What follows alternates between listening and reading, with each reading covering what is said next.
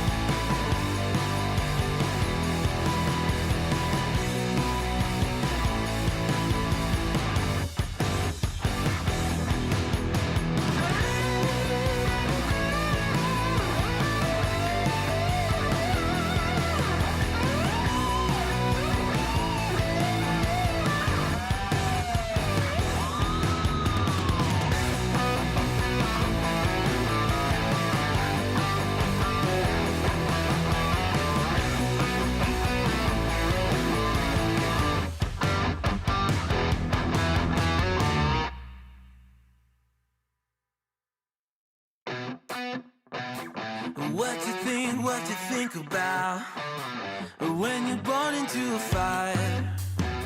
Let them burn it out. Sell them to the richest buyer.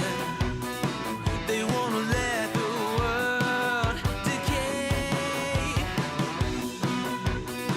They tell us lies and fade away, fade away. We feel betrayed. We were raised to lose the race. Again? No, I did not. I saw him get his ass beat up there. How many people showed up with him? Now, because we're never dropping out. Beat the odds, beat the big house.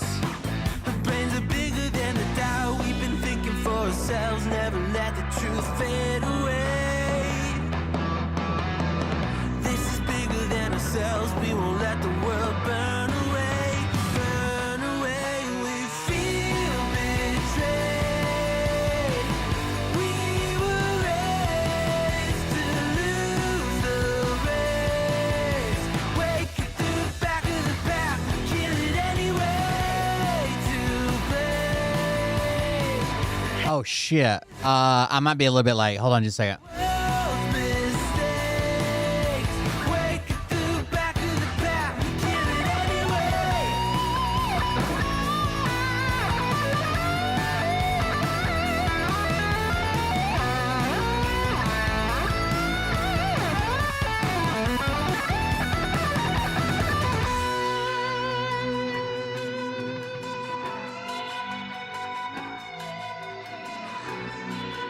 They both do the postcard thing. They just like to see them, and we keep a stack of them. Ollie probably reads them more, but Liam probably understands geography more. I'll be right back. We were raised to lose the race. Wake up to the back of the pack, kill it anyway to play. Haters face the world's mistakes. Wake up to the back of the pack, kill it anyway.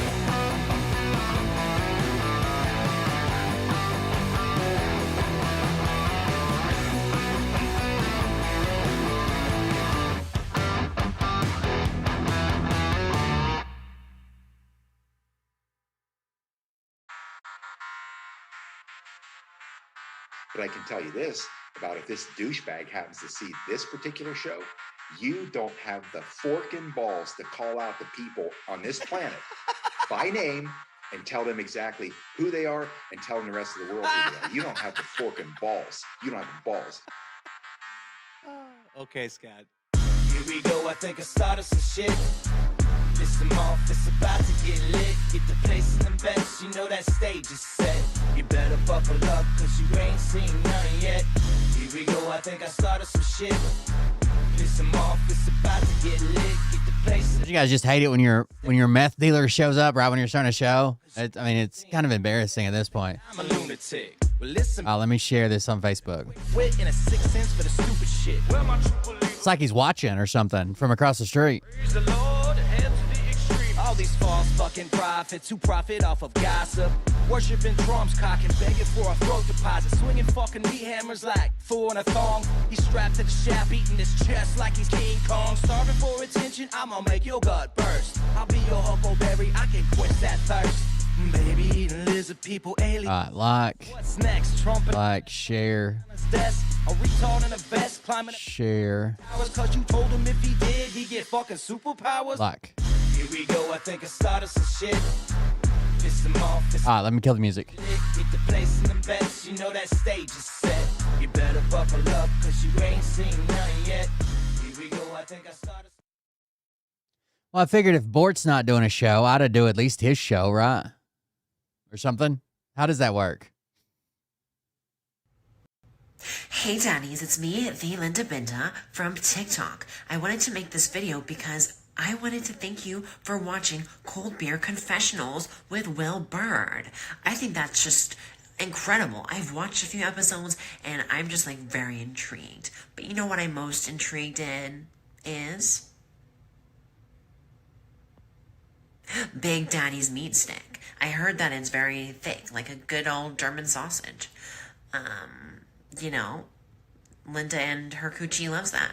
Oh, never mind. Let's not go there. Anyways, I hope you have a good show and enjoy it as you can. There's a lot of weird things that go on, especially when it comes from the realm of Linda Bindaland. So, enjoy the show. Thanks for watching. Peace out.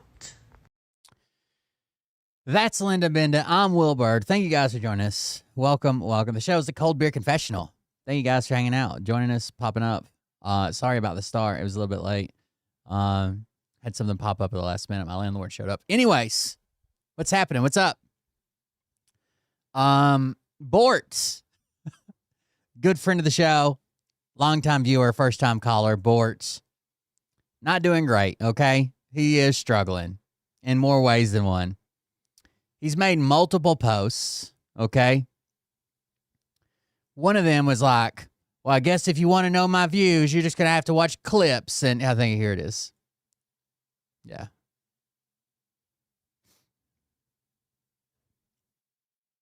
Bort, if you want to know what I think, you just have to read my post and watch the clips I share. That's all I can do for now. Sorry, but it takes a funding to keep a show running. So that was a post from yesterday. And then today we get this one. Big Daddy Bort. Today we get this post, unprompted. Of course, no one asked him for this post. He just throws it out there. And we get Black History Month. Sorry, gang, but I'm not going live tonight, February 5th, 2026. And I'm not going live again for a while. Why? Because I need to find out how many people actually care and how many people are going to celebrate this move. By the way, this is his go-to. And all the messages we've seen from him, he's like, if you're a true fan, if you really support me, if you love me, this is one of those, like, I'm going to commit suicide if you leave me and you feel like trapped in a relationship. This is it. His go-to is, if you're a true supporter, if you're a true fan, if you really like the show, if you like me, if you're my friend, if you've ever been my friend before, I gave you my phone number so I could text you all the time and ask for money. And if you're a true friend, you would donate. You would send me money. He's a classic fucking scammer, dude. Anyways, I think he just thinks that Black History Month is the funny part because, you know, such a comedian. Anyways, because I need to find out how many people actually care and how many people are going to celebrate this move. So in honor of Black History Month, I'm going to black out my show until and unless I get enough positive feedback to make it worth my time to go live again. What is positive feedback to Bert? Money. Money, that's it. That's the only positive feedback. money. Donations are still being accepted, and I'm not sure they'll come in at the same pace as they did while I was doing my show or not. I guess we will find out if anyone really wants me. So he mentions donations, then instantly says, I guess we'll find out if anybody wants me back or not. Jesus fucking Christ. I guess we'll find out if anyone really wants me back. So let your voice be heard or not. God bless. BortLynch.com. Now, what's driving this? I don't know. Other than Bert's, a grifting piece of shit. One option could be, one thing. Now, there's a chance he's cleared this up, right? This is from 2 weeks ago. But one thing that could be driving this, Bort was somehow under the impression that if he has a lease, he can't be evicted. I don't know who told him this. That's not how anything works. But this was filed in Las Vegas. Register of Actions, case number 26E002073. Las Vegas Group, LLC, landlords versus Albert Lynch Jr., the tenant. A summary eviction on January 21st, 2026. Location, JC Evictions. Landlord, Las Vegas Group, LLC. Tenant, Albert Lynch. Las Vegas Group is represented by attorneys. Albert Lynch is represented by himself. Other events and hearings. Application to proceed in forma papyrus. Forma papyrus. I don't know why I was trying to put the U first. But it was denied. Fee waiver required. AFFW application to proceed in forma papyrus. Order to proceed in forma papyrus denied. What is that? It's basically, it means in the form of paper, the legal status allowing individuals with limited financial resources to file lawsuits or appeals in federal court without prepaying filing fees and court costs. Probably because they were going to take their filing fees and court costs to Bort. A lot of times when you force somebody to evict you with this, like through a court system, they want to tack on their attorney and filing fees onto you because they've obviously contacted you. They've told you to move out. They've given you notice. They're telling you that you're going to have to move out. They're telling you you got to go to court. Like you took steps to force their hand, so they're going to want you to pay. This is not old. This is not like 10 years ago when he got evicted, or 2 years ago, 3 years ago, whatever it was. And this is not from the weekly hotel room. I'm almost positive a weekly hotel room could just call the cops and throw you, like, trespass you off the property. But, there you go. Bort is struggling big time, and he's throwing this last hurrah. If you ever loved me like you thought you loved me, then you need to send me money. The same way he banned that snazzy granny lady, and then, oh yeah, Bort. He banned that snazzy granny lady, then Bort texted her and said, if this is, I don't even know if this is really you. If you're really a fan, you would send money right now. There's also a chance that he's pawning some stuff in his backgrounds. We were comparing some photos. He did change his background. Well, not we. Legend was comparing some photos. There's a chance that he's, let me show you.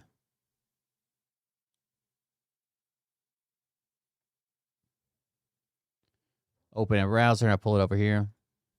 So clearly some of his equipment in the background changed. Like he had these two monitors and now he's got a TV.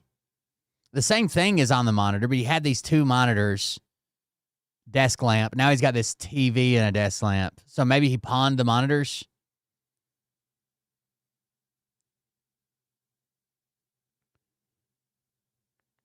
Same keyboard, same hat.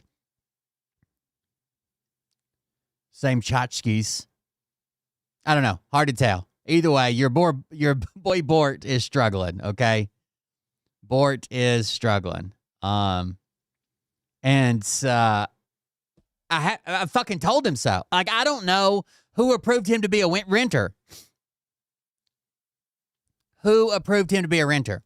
And the fact that he comes on and says, oh, now we got this place, I need at least $400 a week in donations, and no inclination, no desire, no need, no survival instinct to get a fucking job. Like, what are you talking about?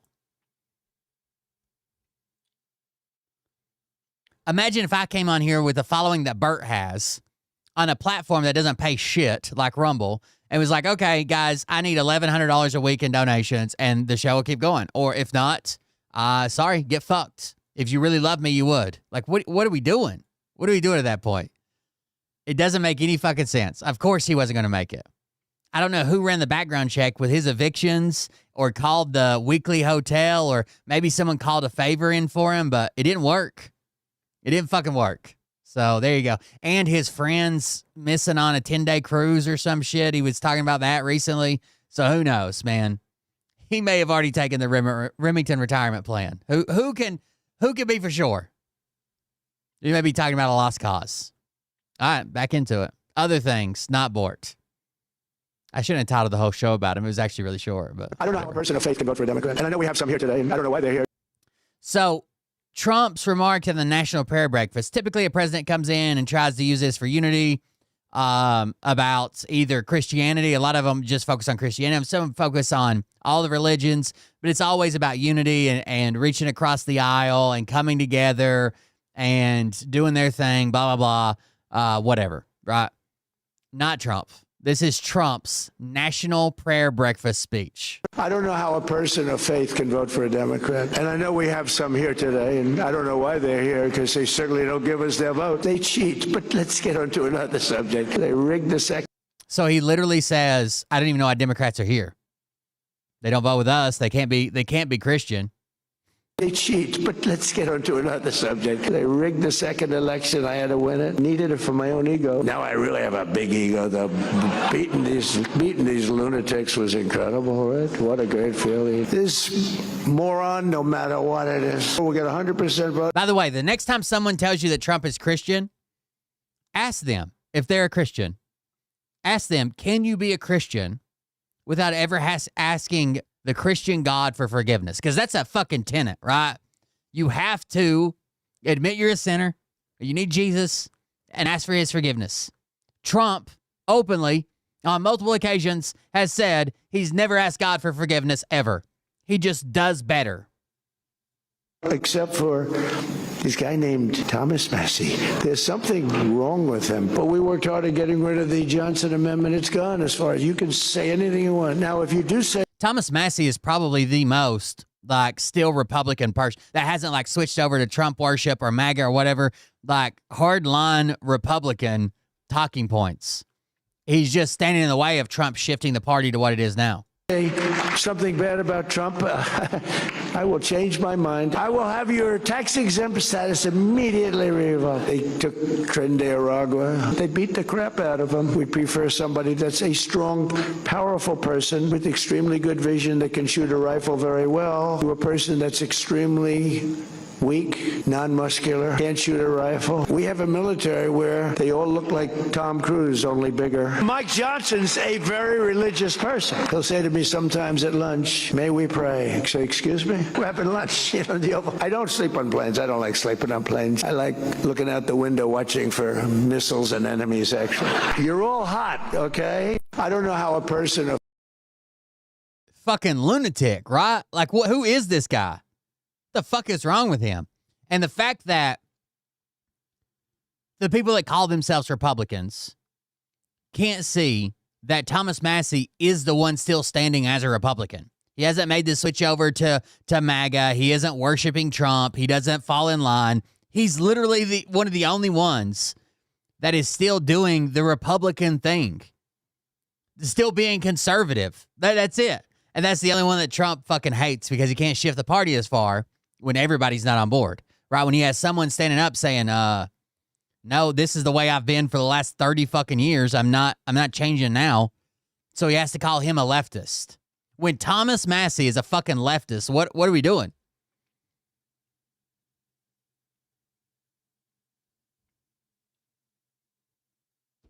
I don't know, but here we are. What's up, Weld QC? Here we are. I don't understand, but here we are. Also, while we're on, I don't like to really cover this type of stuff, I guess, because it feeds into some other things. But here we go. Where did I put it? Did I even grab it?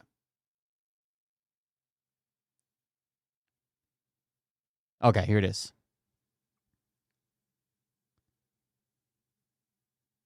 I don't like going down the whole Jews run the world thing.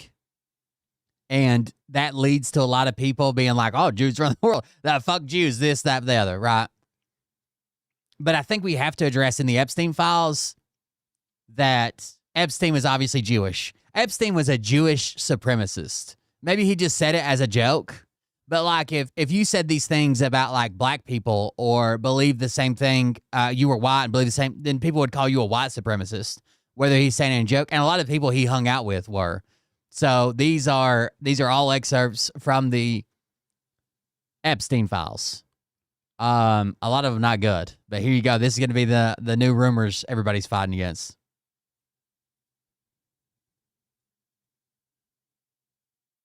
Jeffrey Epstein's bank account was called Baal, the ancient Canaanite deity which people would sacrifice their children to. A victim's diary shows that she was impregnated multiple times and forced to give birth for Ghislaine and Epstein. Israel is mentioned twice as much as Donald Trump in the new documents. Here he is discussing with Roger Schank, a Jewish-American academic and hedge fund worker, saying Jews create vast fortunes by manipulating markets and creating... This is the way the Jew makes money. And made a fortune in the past 10 years, short selling the shipping futures. Let the Goyim deal with the real world. Goyim is anybody that's not Jewish. From shipping news, the most dramatic growth that has been in shipping futures, which allows shipping companies to lay off risk. The most popular futures are forward freight agreements, FFAs, to deliver goods on a particular route at some point in the future. They have grown in the past year to be roughly the size of the physical market, according to Bill Lyons, Baltic Exchange, a shipping bazaar in London that sells FFAs, many in the industry, whatever. Financial speculation and exploiting labor.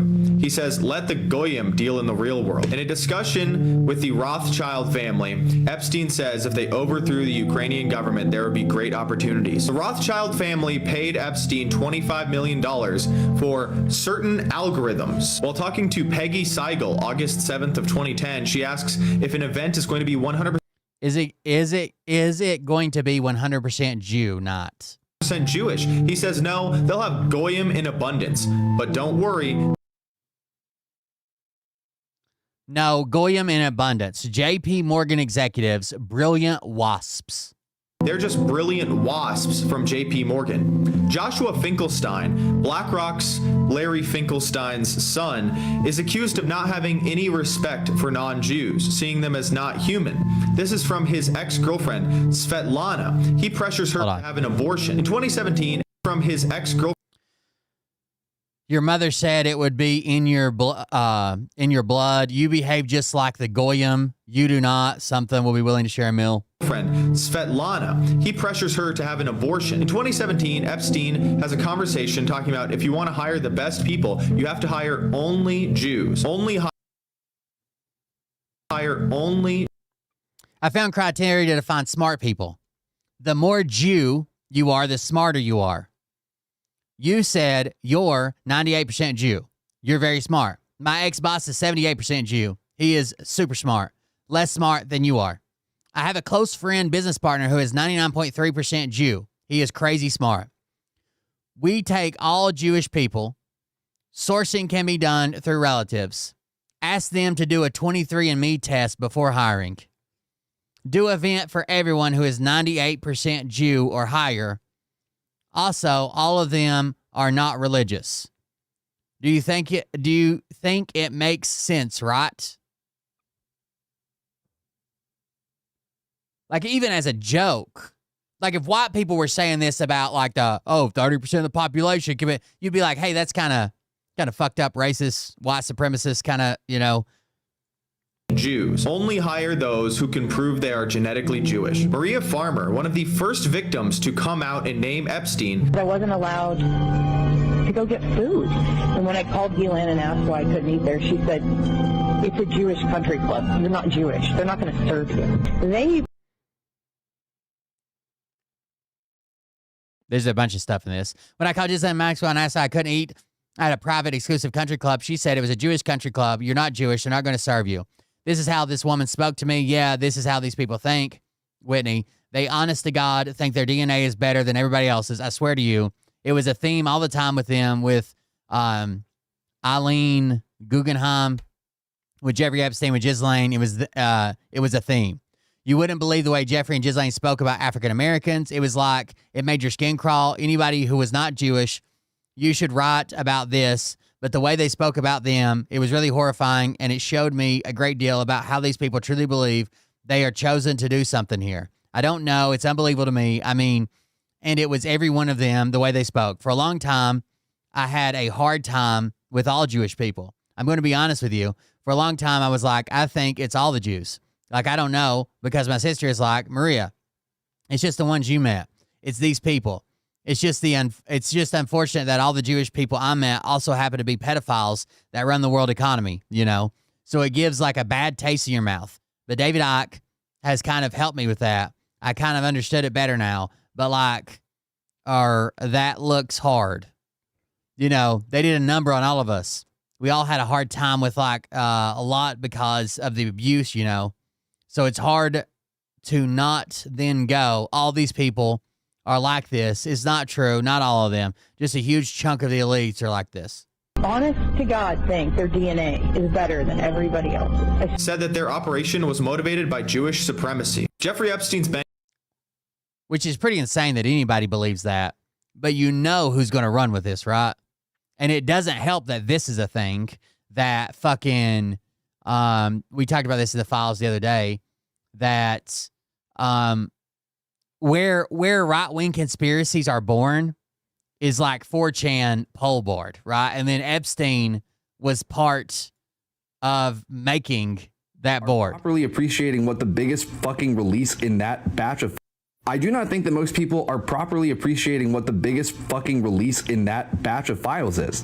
And that is that the entirety of the last 10 years of right-wing culture war politics in America was contrived as a direct tactic of a global pedophile ring in order to get everyone's attention away from them and moving instead towards a phantom. That is fucking crazy. The fact that it is openly acknowledged in the files. Jeffrey Epstein was Q. That fucking financier from New York helped create /poll on 4chan, which if you don't know, /poll on 4chan is, I mean, I don't think this is too hyperbolic to say, it is like ground zero for basically every right-wing conspiracy theory that really got memed into the mainstream from like 2013 or 14 on. Like, Gamergate would not have been possible if /poll did not exist. The idea of Pizzagate would not have been possible if /poll did not exist. QAnon would not have been possible if /poll did not exist. Like, they knowingly took advantage of everybody's fraying attention span, and they said, oh, people love conspiracy theories. Let's give them a place where they can just fucking vomit conspiracy theory compressions into each other's mouths. And it worked. They successfully diverted the attention of a third of the American electorate because they wanted people to not pay attention to the fact that all of these people get together and they fuck. It's terrifying that Jeffrey Epstein had a hand in this, and this is where literally all the conspiracies come from. Kids.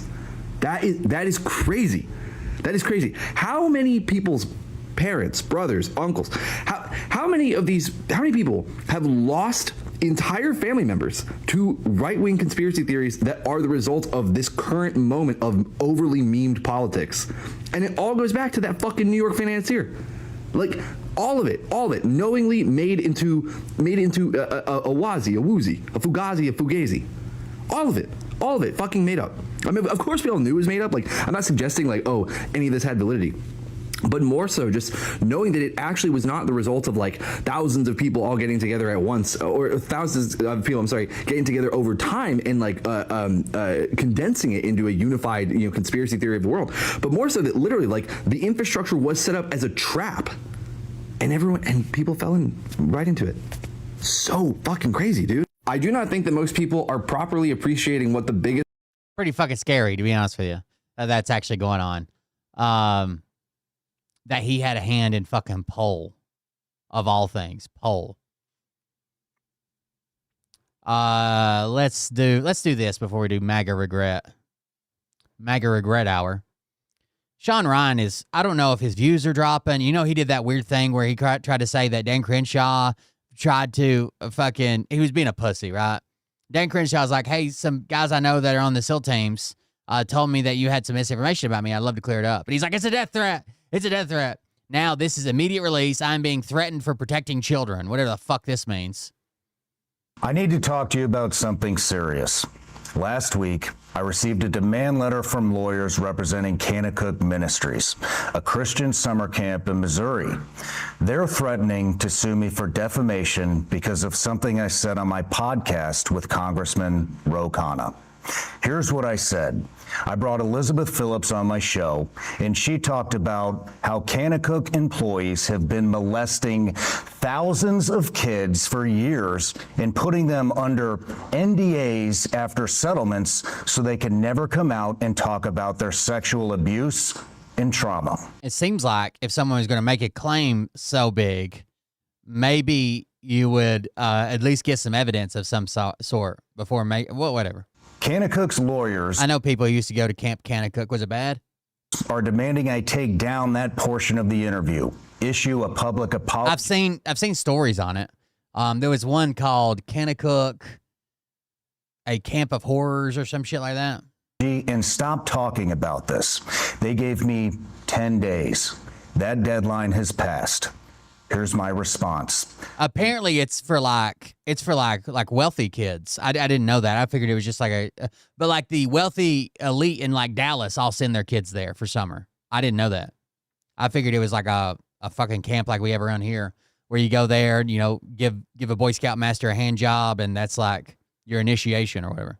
No, I don't negotiate with pedophiles or the people who defend them. I'm not taking anything down. I'm not apologizing, and I'm damn sure not going to stop talking about child sexual abuse at a Christian camp that continues to operate on the same grounds where horrific abuse took place. Let me be crystal clear about the facts. Facts that Kanakuk's own lawyers admitted in their letter. 1. Pete Newman, a senior Kanakuk employee and camp director, sexually abused children at Kanakuk for multiple years in the early 2000s. He's now serving life sentences. 2, between 20 and... Wait. The Candace Owens model by this guy just going for clicks, maybe. He really doesn't give a fuck, I'm sure. But any giant salacious claim like that gets a lot of clicks. And now he's doing this, and people are like, I wonder what was said in the show. I got to go check it out, you know.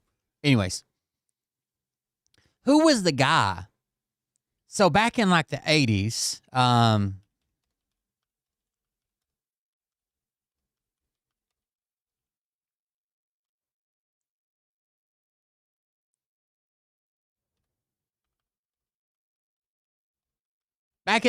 there was like a guy that you just sent your troubled kid to, and he like fucking took him out to the goddamn desert, and like kids fucking died and shit.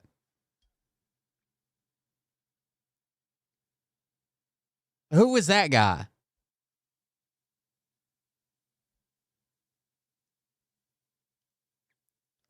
You guys know what I'm talking about? Maybe? In the morning, there's like a bunch of kids. Yeah, so Netflix did a thing on it called Hell Camp Teen Nightmare. Hold on. In the morning, there's like a bunch of kids. I mean, skinny. I watched it, but who was it about? Out of control teens across America were sent to therapy camp in harsh Utah desert. The conditions were brutal, but the staff were even worse. Like the staff treated them like shit, dude. Steve Cardisano. In the late 1980s, Steve Cardisano ran a series of therapy camps for delinquent teens. The camps were largely survival exercises, pushing kids to the extreme. The kids were unwittingly signed up by their parents. Yeah, they come and like kidnapped your ass. They come and like kidnapped you. and were generally forcefully removed from their house and transported to the camps.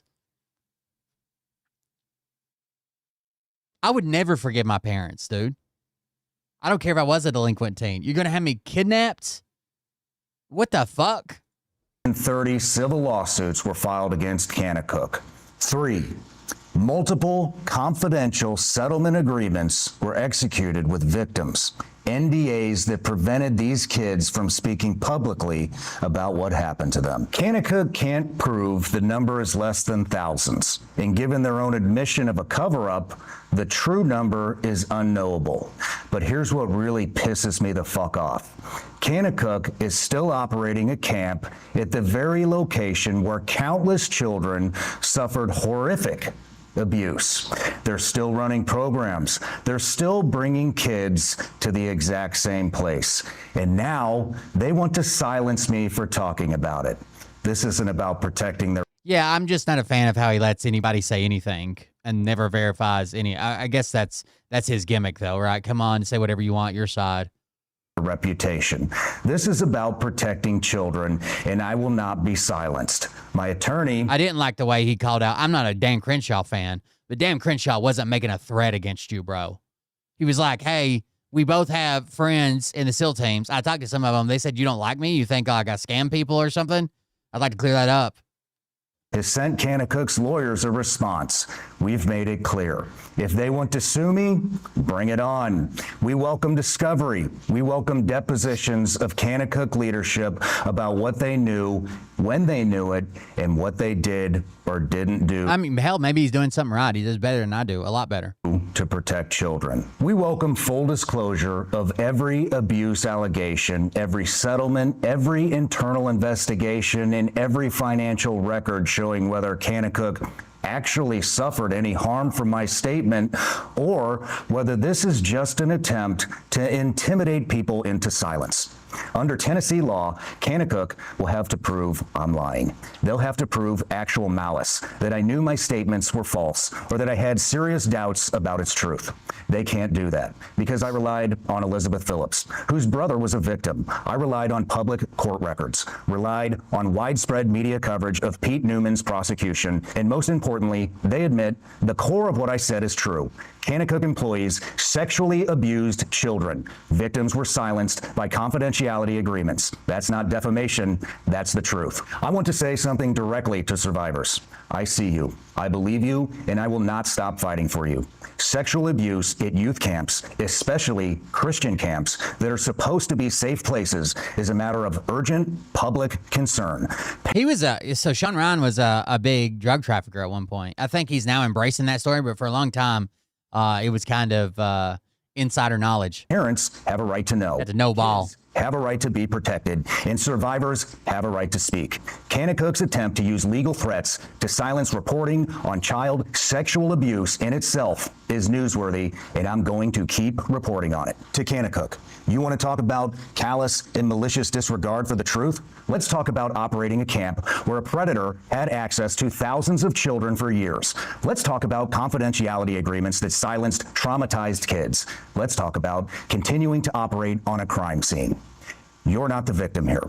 The children you failed to protect are the victims. I stand by every word I said. I will not retract. I will not apologize. And if you want to sue me, my lawyers are ready. To everyone watching, this is why I do this show. This is why we tell real stories about real people, because the truth matters, because kids matter, and because some things are more important than money or reputation. If you want to support survivors of institutional child sexual abuse, check out No More Victims, the organization Elizabeth Phillips founded. They're passing laws to protect kids and hold institutions like Kanakuk accountable. And if you're a survivor, please know it's not your fault. You deserve justice, and there are people fighting for you. I don't know anything about Kanakuk. Obviously, they shouldn't be abusing kids. Keep you updated as this develops. Especially if it was knowing. Like, it's one thing for like, holy fuck, we just found this out. We got to do something about it, blah, blah, blah. I'd still probably shut the company down, but the knowing part. Not going to be backing down. Hey, Jeremy, what's the name of that law firm? Hush Blackwell. Hush Blackwell. I wonder how many pedophiles they've defended. That'd be an interesting piece of information to know. Their name, the law firm's name is Hush Blackwell and they defend pedophiles. It's kind of on the nose, right? No?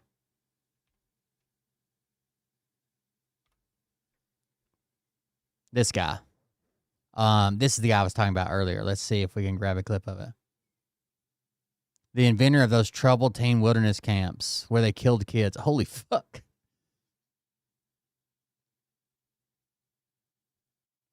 What's poppin', y'all? Welcome back to Pop Health. I hope you had a... I don't know if I want to do a review of it. I just wanted to say the Challenger Foundation.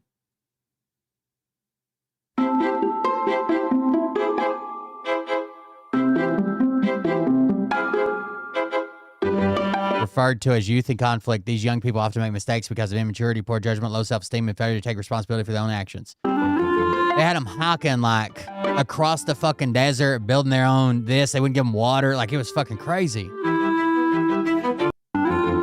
Here's the brochure your parents got though. They went through everybody's mail. They wouldn't let you send out any letters that basically like claimed like you were being abused and shit. Like it was pretty fucking intense. Like I said, there's a Netflix documentary on it. Deaths in Summit Quest Wilderness Program, horror stories from youth camp. This is Geraldo. Thanks very much, everyone. Welcome No way. to the program. I remember my parents watching Wilderness Geraldo. therapy, putting your child through rough, tough survival programs designed supposedly to kick them out of their bad habits and rebellious ways. But tragically, within just the last 6 months, at least 2 of these... Just the kidnapping part is weird. Just tell your kids, hey, look, you've been in a lot of trouble. We're sending you to a program that think will straighten you out. I know you probably don't want to go, but this is something that we're going to try. Sorry.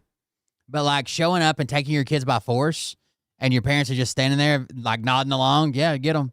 These survival camps may have cost children their lives. Take a look. The last time she collapsed, they were in the sunlight. She was Yeah, I know what Holes is. It's pretty good, honestly. laying in the sun.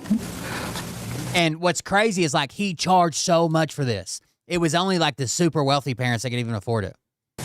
And the shade was only, I asked someone, I said, how far away was the shade tree? And it's 100 yards maybe. I said, why didn't they take her to the shade? Yes, some of them were just... So I don't know if it's in the documentary or like I read up on this afterwards. Some of them were just gay. Some of them weren't into sports. Some of their family just wanted them to be athletes or just wanted them to do they were just kids that their parents didn't agree with. They weren't like fucking robbing liquor stores and shit. And they said, well, they had to carry her. Michelle Sutton was a bright young 15-year-old with low self-esteem. She agreed to participate in the Summit Quest program, pitting her against Mother Nature in a 63-day hike. It was held under the blazing sun of the Utah desert. Tragically, Mother Nature won, killing this young girl, whose cause of death... Imagine not having any aptitude for this, not training, not conditioning, not nothing. And just imagine you as an adult, and I tell you, you can pack anything you want, right?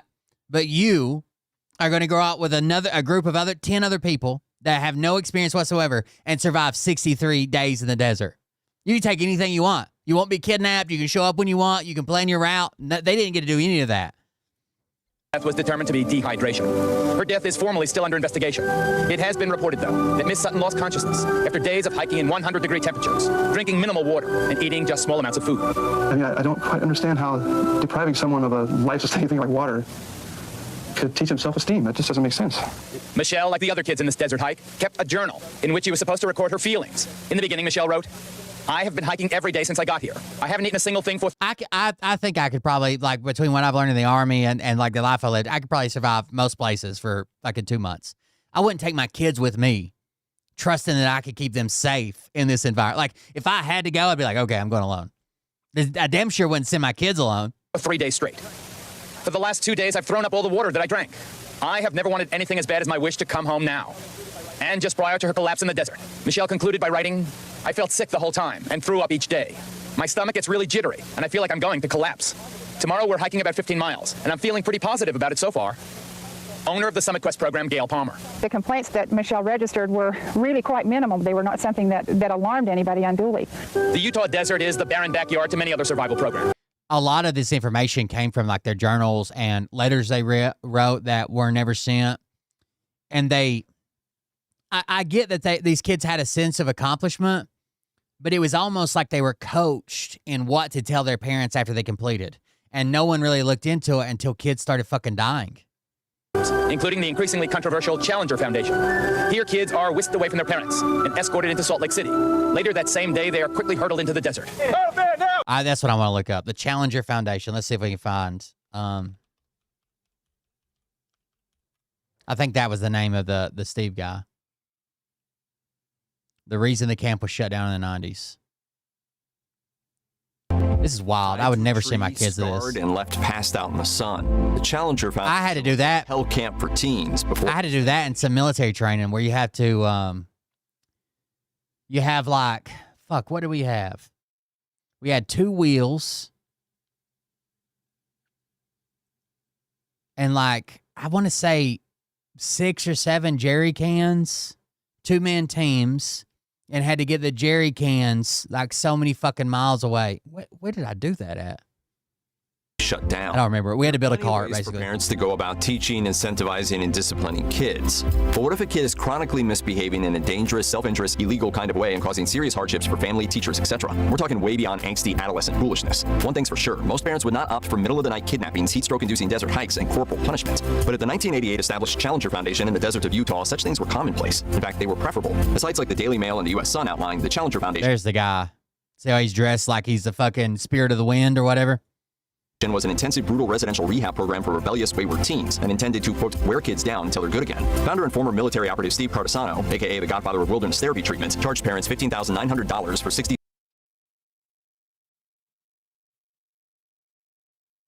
He started this in what, the 80s? He was charging $15,000 per kid. 3 days of punishing outdoor activities, military-style discipline, and more to set their kids straight. The thing about Steve was people either loved him or despised him. Dude, you know what I'm thinking about starting?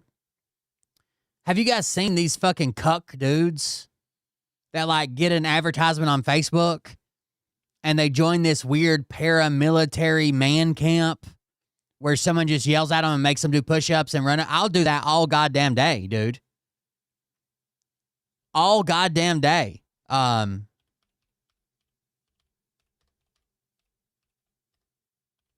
It's like a weird self-esteem boosting camp for fucking cucks or something. Like what the fuck is going on? Hold on. We'll grab a video of it in a second. 2 years after its founding, however, the Challenger Foundation collapsed. A 16-year-old died. It's like military fantasy camp. You come to us for 3 weeks. I'm going to treat you like dog shit, yell at you a lot, and by the end, I'm going to have you hugging other guys. You're going to be a better dad. Exertional heat stroke, and others were tied to trees, dragged around, and bore scar after scar. Cardasano was charged with negligent homicide and multiple misdemeanor counts of child abuse, and his wilderness therapy program was done. The new 2023 Netflix documentary Hell Camp: Teen Nightmare tells the tale of the Challenger. $50,000 to $60,000 in the 80s. Holy fuck, dude, per kid. And this is what I don't. So, like, a lot of times, obviously, crime comes from poverty almost directly, and I understand rebellious teens. If your parents have $60,000 to send you to fucking a summer camp, to have you abducted and sent to summer camp.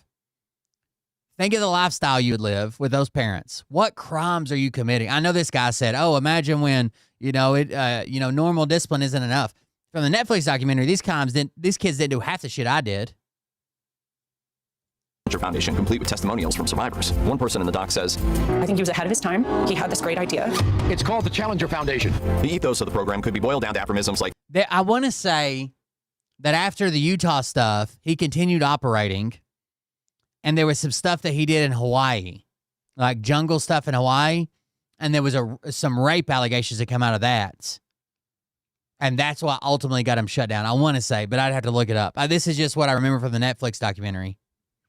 the kids are worn down until they're good again, and we're... Thanks, old grass clippings. In the right context, such statements sound like boilerplate armed forces catchphrases, like the ones Cardasano himself might have once uttered. The reality of everyday life at the Challenger Foundation, however, went far beyond reforming troubled kids and veered hard into cruelty. From 500-mile hikes to strip searches, Cardasano really did want to wear kids down and remold them from the soles up. When other camp counselors were taken on board the project, these individuals reportedly turned further toward negligence and abuse. Reportedly, students were exposed to the elements, including scorching days and freezing nights. Oh, I did hear that. Someone said that local churches were sponsoring these programs for kids. Which one did your friend go to? My friend was 13 when they took him. His family told us he went to stay with his dad in Nevada. Oh, that's bad. They have to lie to you as well. Found a lizard to eat because, holy shit, has he ever fucking, was he featured in the documentary? Has anybody ever reached out to him in a newspaper article or something, Bug Dude? They were starved till emaciated and tied to trees if they didn't comply with authority. During a speech on Capitol Hill in 2021, Paris Hilton, who attended a similar camp, said she was slapped, strangled, and forced to shower while male counselors watched. In 1990, 16-year-old Kristen Chase got a headache while on a hike. She collapsed to the ground, started hallucinating, and eventually died. That was the end for the Challenger Foundation. Overall, it's not incorrect to say that hardship yields resilience. They just didn't have any type of safety in place. Like, they had these weird counselor people that he hired, but it was more about being dicks to the kids than it was about, like, keeping people safe, hydrated. One thing that the Army does well, because they've killed enough people, are well, I wouldn't say they do it well because they do overkill. You guys know what a wet bulb is? Probably not, unless you're in the military. Everywhere you go in the Army, you have to do a wet bulb globe temperature heat index test. Okay? It's a specialized heat stress index. And it's like this little fucking experiment you do everywhere you go. And it tells you what the heat index is, what the risk is, how much shit you should be taking, how much water you should be ingesting. Like, there's a bunch of stuff to it. You have somebody assigned to do this shit to see where you fall on this scale. That's horrible, man. He was never right when he come back. It was probably, I bet it was. This can cause trauma for life, for sure. Wilderness programs, as they're called, still exist to this day. Even a cursory Google search. So what it does is you take the temperature and you take how water evaporates to figure out the humidity. And from those two, it puts you on a chart scale, and it tells you, so there's like certain times in the military, you know, military's big on uniform. There's certain times they let you take off your top. There's certain times they let you roll up your sleeves, just because the heat index is so bad that we're at a point to where we know if we do an hour of strenuous activity, people are going to start dying. Reveals loads of them, like Newport Academy, Aspiro Adventure, Second Nature, and many more. As Open Sky Wilderness Therapy states, these camps help, quote, young adults struggling with difficult challenges in life circumstances. Very Well Mind describes wilderness therapy as a form of intensive psychological therapy focused on overcoming challenges, developing relationships, etc. That being said, loads of outlets question the safety and validity of such programs. Steve Cardisano certainly proved that you didn't need to care about either safety or children when he formed the Challenger Foundation back in 1988, and his methods, to put it lightly, left a lot to be desired. Strangely, however, families like that of Kristen Chase, who died from heat stroke, didn't blame Cardisano for anything. Chase's mother, Sharon Fuqua, said via the U.S. Sun, "We're not condemning Challenger. I've never met any more dedicated, loving people striving to help children."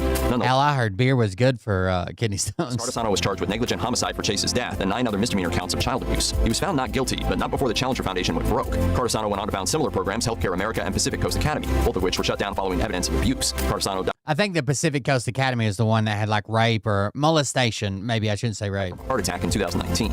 If you or someone you know may be the victim of child abuse, please contact. That's fucked up. All right, let me tell you what I was talking about as well. So the wet bulb globe temperature, I think that's what it's called. WBGT.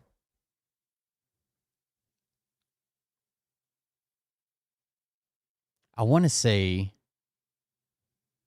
the Army doing their little fucking things.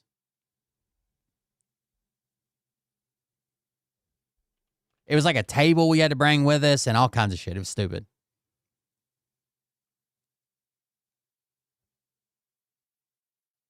Was that it? I'm trying to remember what the fuck it looked like. I was not the wet bulb guy. I was, when basic training, when we had our hands on it, I was the fucking platoon guide, but let's see what's going on here. Unbloused, pants roll up, and sleeves since we were infantry.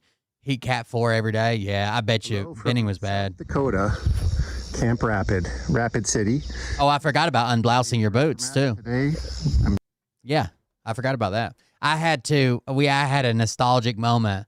My son, who I'm probably going to advise not to join the military. It's just, I wouldn't say I would never let one of my kids join the military if they got a job outside of combat arms, because I wish I would have not been combat arms. I wish I would have learned a fucking transferable skill. But my son's in ROTC, and I had to buy him some boot blousers the other day. And I was like, man, how long has it been since I had boot blousers? Like the little bungee ones? I don't know. I'm having existential crisis over here because he's in ROTC. I'm going to make a video about the proper use of the wet There we go. That looks accurate. Temperature index calculator. This is an amazing piece of technology, old-fashioned analog technology that was first conceived, interestingly enough, by Navy medical personnel in the 40s. When we had this guy named Slim, mostly because he looked like a fucking stick. Like this guy was on triple rations, 3 meals for every meal, and 5 protein shakes a day. Okay? 5 protein shakes a day. Triple rations and 5 like Ensures. That's all they had was like Ensures, but still it's protein, right? Liquid protein. He became our first heat casualty during basic training. Fucking fell out while we were doing something. He was sitting beside a tree. We had just finished doing something. He fell out, and they brought the goddamn ice sheets, and I had my hands on him, like trying to fucking help, trying to get him roll over his back, checking his airway and shit. And I got hit with the water from the ice sheets. You talk about goddamn cold. The water's freezing. The sheets make the wind, like the wind was blowing. The sheets drop the temperature fucking 30 degrees. I felt like I went into shock just getting hit by the water. As they were training Marines in warm, hot, humid environments and had a very high heat casualty percentage. These guys came up with... Yeah, when I joined, I was like, He's like, what do you want to do? And I was like, I had a fucking amazing ASVAB score. I actually set a fucking record on the ASVAB, like a local record thing. But he's like, oh, you can do anything. And I'm like, well, you know, the war's going on. I want to fucking, kick down doors and kill people or something, you know? Like a goddamn retard, dude. Like a fucking retard. If anything, I should have went into like intelligence or some shit. This system, which is called the wet bulb thermometer system, and it's actually a series of 3 thermometers, which I will show you now. The first one, which is the one in the middle, we call the dry bulb, abbreviation DB. So basically you had to have this set up and going, and at the same time you had this big board behind you that said what the heat category was. It had flags for each heat category, and it had the index, and it had the chart to where I guess we were supposed to read it. We didn't. Our drill sergeants just told us when to drink water, but it's a pretty complicated device. I wonder how long it's been around. It gives the ambient temperature. You can see it's reading about 97. This one is significant only for having this little shade gizmo, which keeps it out of direct sunlight. So it's shade temperature. It's just it's the temperature in the shade, which is cool. It's what we all think of when we think of a regular temperature measuring the air temperature. The second one is the wet bulb thermometer. It's this lower one. It's right now reading 100 degrees, if you can see that. However, it's not a wet bulb thermometer yet because it does not have that shit on it. Yeah. The wet sock on it. This is like a. It's made of like wick water to test the humidity in the air kind of deal. Reservoir of ambient temperature water, not cold water, just water that's at the same temperature. Oh, the 1940s, thank you. So it's not cooling it by being cold water, it's cooling it by evaporative cooling. And yes. You put the sock.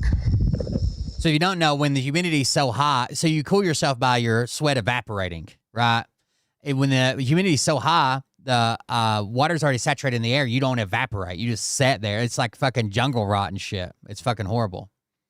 That was not what I wanted to end on, though. What else were we talking about?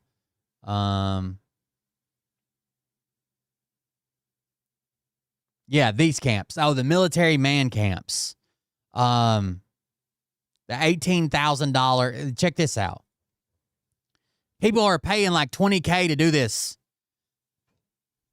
If I had a fucking piece of land, I would set this up right now.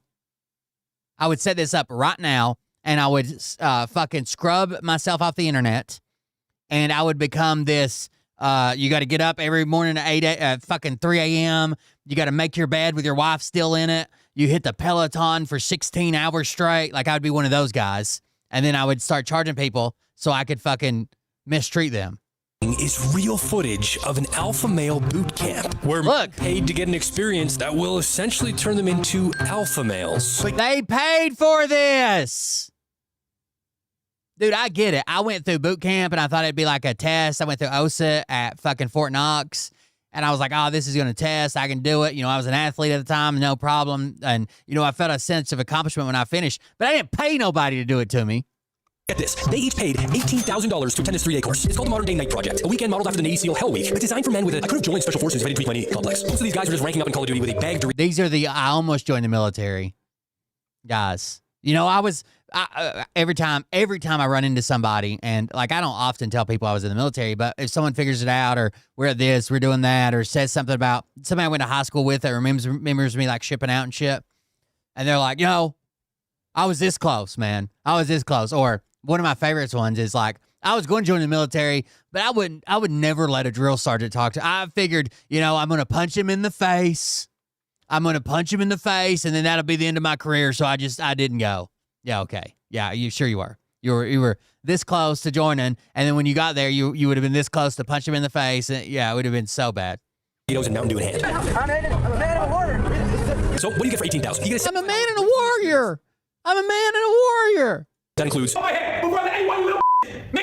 crawling on railroad tracks, ice cold hose downs at 2 a.m., yelling affirmations into the void, having sand thrown in your face. And dude, you could make this like a premium experience, right? Like have a thing they have to do, or a place they have to, or like that, just like that thing that I was telling you we did in the military where we had, I think it was 3 tires and some fucking poles and a bunch of jerry cans. We had to travel like a few miles with it. And being screamed at with irrational levels of rage that showcase toxic behavior like this.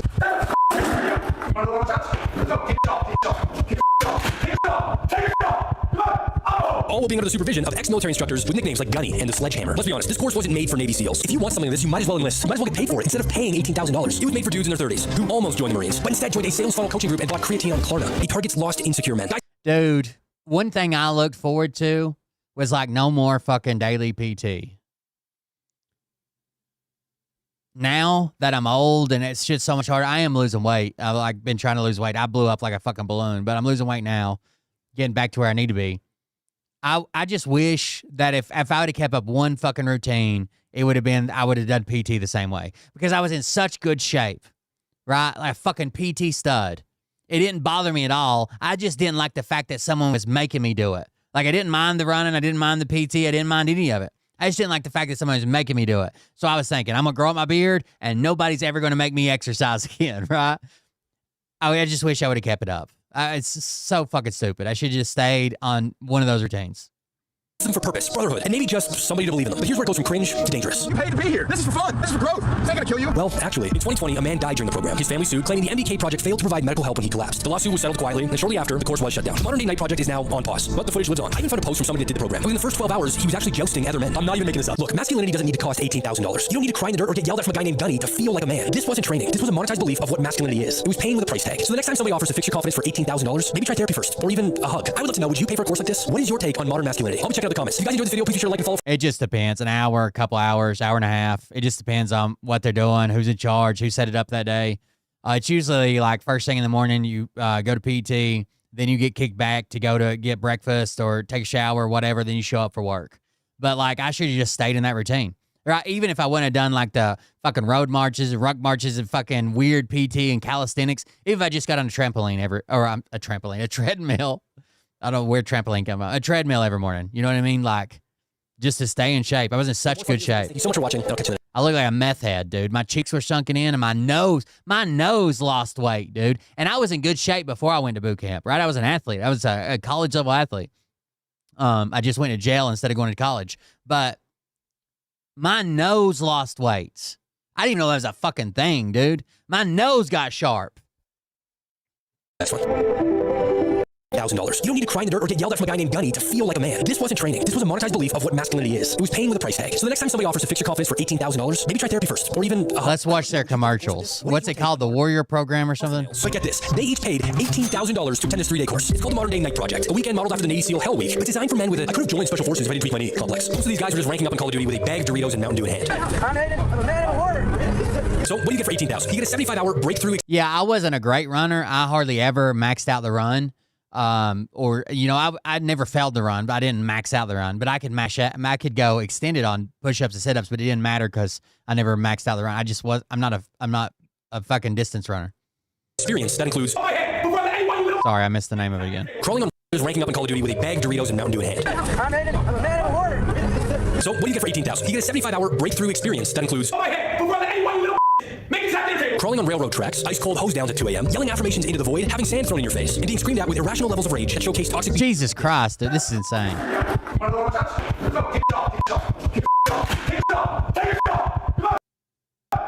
All while being under the supervision of ex-military instructors with nicknames like Gunny and the Sledgehammer. Let's be honest, this course wasn't made for Navy SEALs. If you want something... MDK Project. I wonder if they got a TikTok. Modern Day Night Project. This is born out of these podcasts that tell you, I saw a guy the other day that was like, you know how I got ahead? You know how I made my millions? Most people work from 9 to 5, okay? I get up at 3 a.m. and work twice as hard as you. So from 3 a.m. to 6 a.m., I've already had a full day. 6 a.m. to 9 a.m., that's 2 days. I'm already 2 days ahead of your one. Like, what the fuck are you talking about, dude? Everybody's got 24 hours. Stop being stupid. All right, here, the Modern Day Project. Modern Day Night Project, sorry. Who wants it? Who wants it? Let's go, let's go, let's go. Hurry up, keep moving. Hurry the up. Project is a 75-hour experience. It's mentally and emotionally tough. You've got to trust the process. Get out of your head. Focus on one evolution at a time.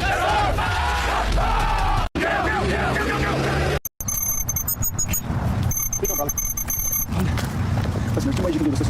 Listen, you got to finish, or you can quit, and I'll secure the evolution for them. And I'm not even going to get, but you're not even close. What do you want to do, brother? Keep grinding, okay, but you got to go faster. It's not doing anything, because here's what's going to happen. I'm going to pull all of them back to where you're at, and they're going to have to crawl this all over again. So you better dig down and do something. I don't know why they're so much faster, but you're not even close to it. Come on, Bubba. Just got him crawling through the mud with a sledgehammer. It's a clean slate. This very moment is a new beginning. This very moment, you get to live a life. You want that eulogy to read. You understand that? They got him in graves reading eulogies. This is a very special moment because 99.9999% of the people who go to that body bag never can unzip. They won't have a redo. I hope you took the time to think about how the eulogy would read, the impact it will have, the changes that you will make, how you will live bigger, be more bold, keep your word. The Alpha Bros, yeah. Alpha Podcast Bros, I would say. Like, I get it. It sounds cool to be like fucking Goggins, who's like a fucking extreme athlete and trains to like run for 2 years straight or whatever the fuck he does, right, in the Sahara Desert. But do you really need that? Yeah, could you wake up a little bit earlier or maybe, throw some exercise in your routine? Sure. But do you need this?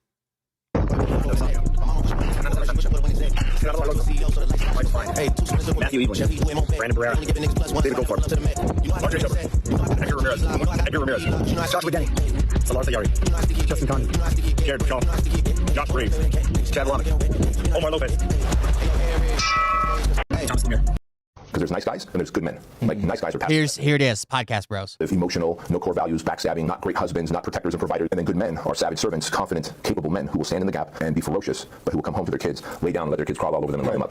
Because there's nice guys and there's good men. Like, nice guys are passive aggressive, emotional, no core values, backstabbing, not great husbands, not protectors and providers. And then good men are savage servants, confident, capable men who will stand in the gap and be ferocious, but who will come home to their kids, lay down and let their kids crawl all over them and love them up. Because there's nice guys and there's good men. Like, nice guys are passive aggressive, emotional, no core values, backstabbing. I think if you fall into that second category, though, you don't need to go to somebody's camp. Give yourself a checkup from the neck up. This is fucking time to do it.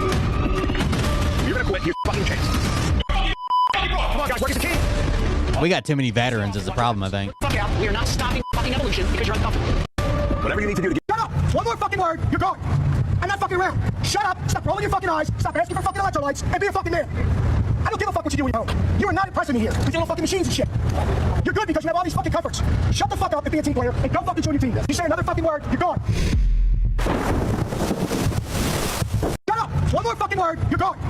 I'm not fucking around. Shut up, stop rolling your fucking eyes, stop asking for fucking electrolytes, and be a fucking man. I don't give a fuck what you do when you're home. You are not impressing me here with your little fucking machines and shit. You're good because you have all these fucking comforts. Shut the fuck up and be a team player, and go fucking join your team. You say another fucking word, you're gone. Fuck, it's so stupid, dude. Who the fuck pays for this shit? Like, you gotta be at a bad spot in your life. Or maybe like a YouTuber. I don't fucking know. I don't know who the fuck would pay for this. Oh, I forgot. We need to go to Instagram.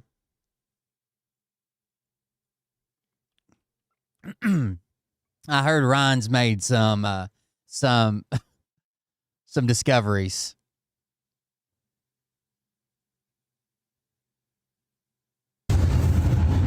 Bro, you ain't gonna believe this shit. You ain't gonna believe it.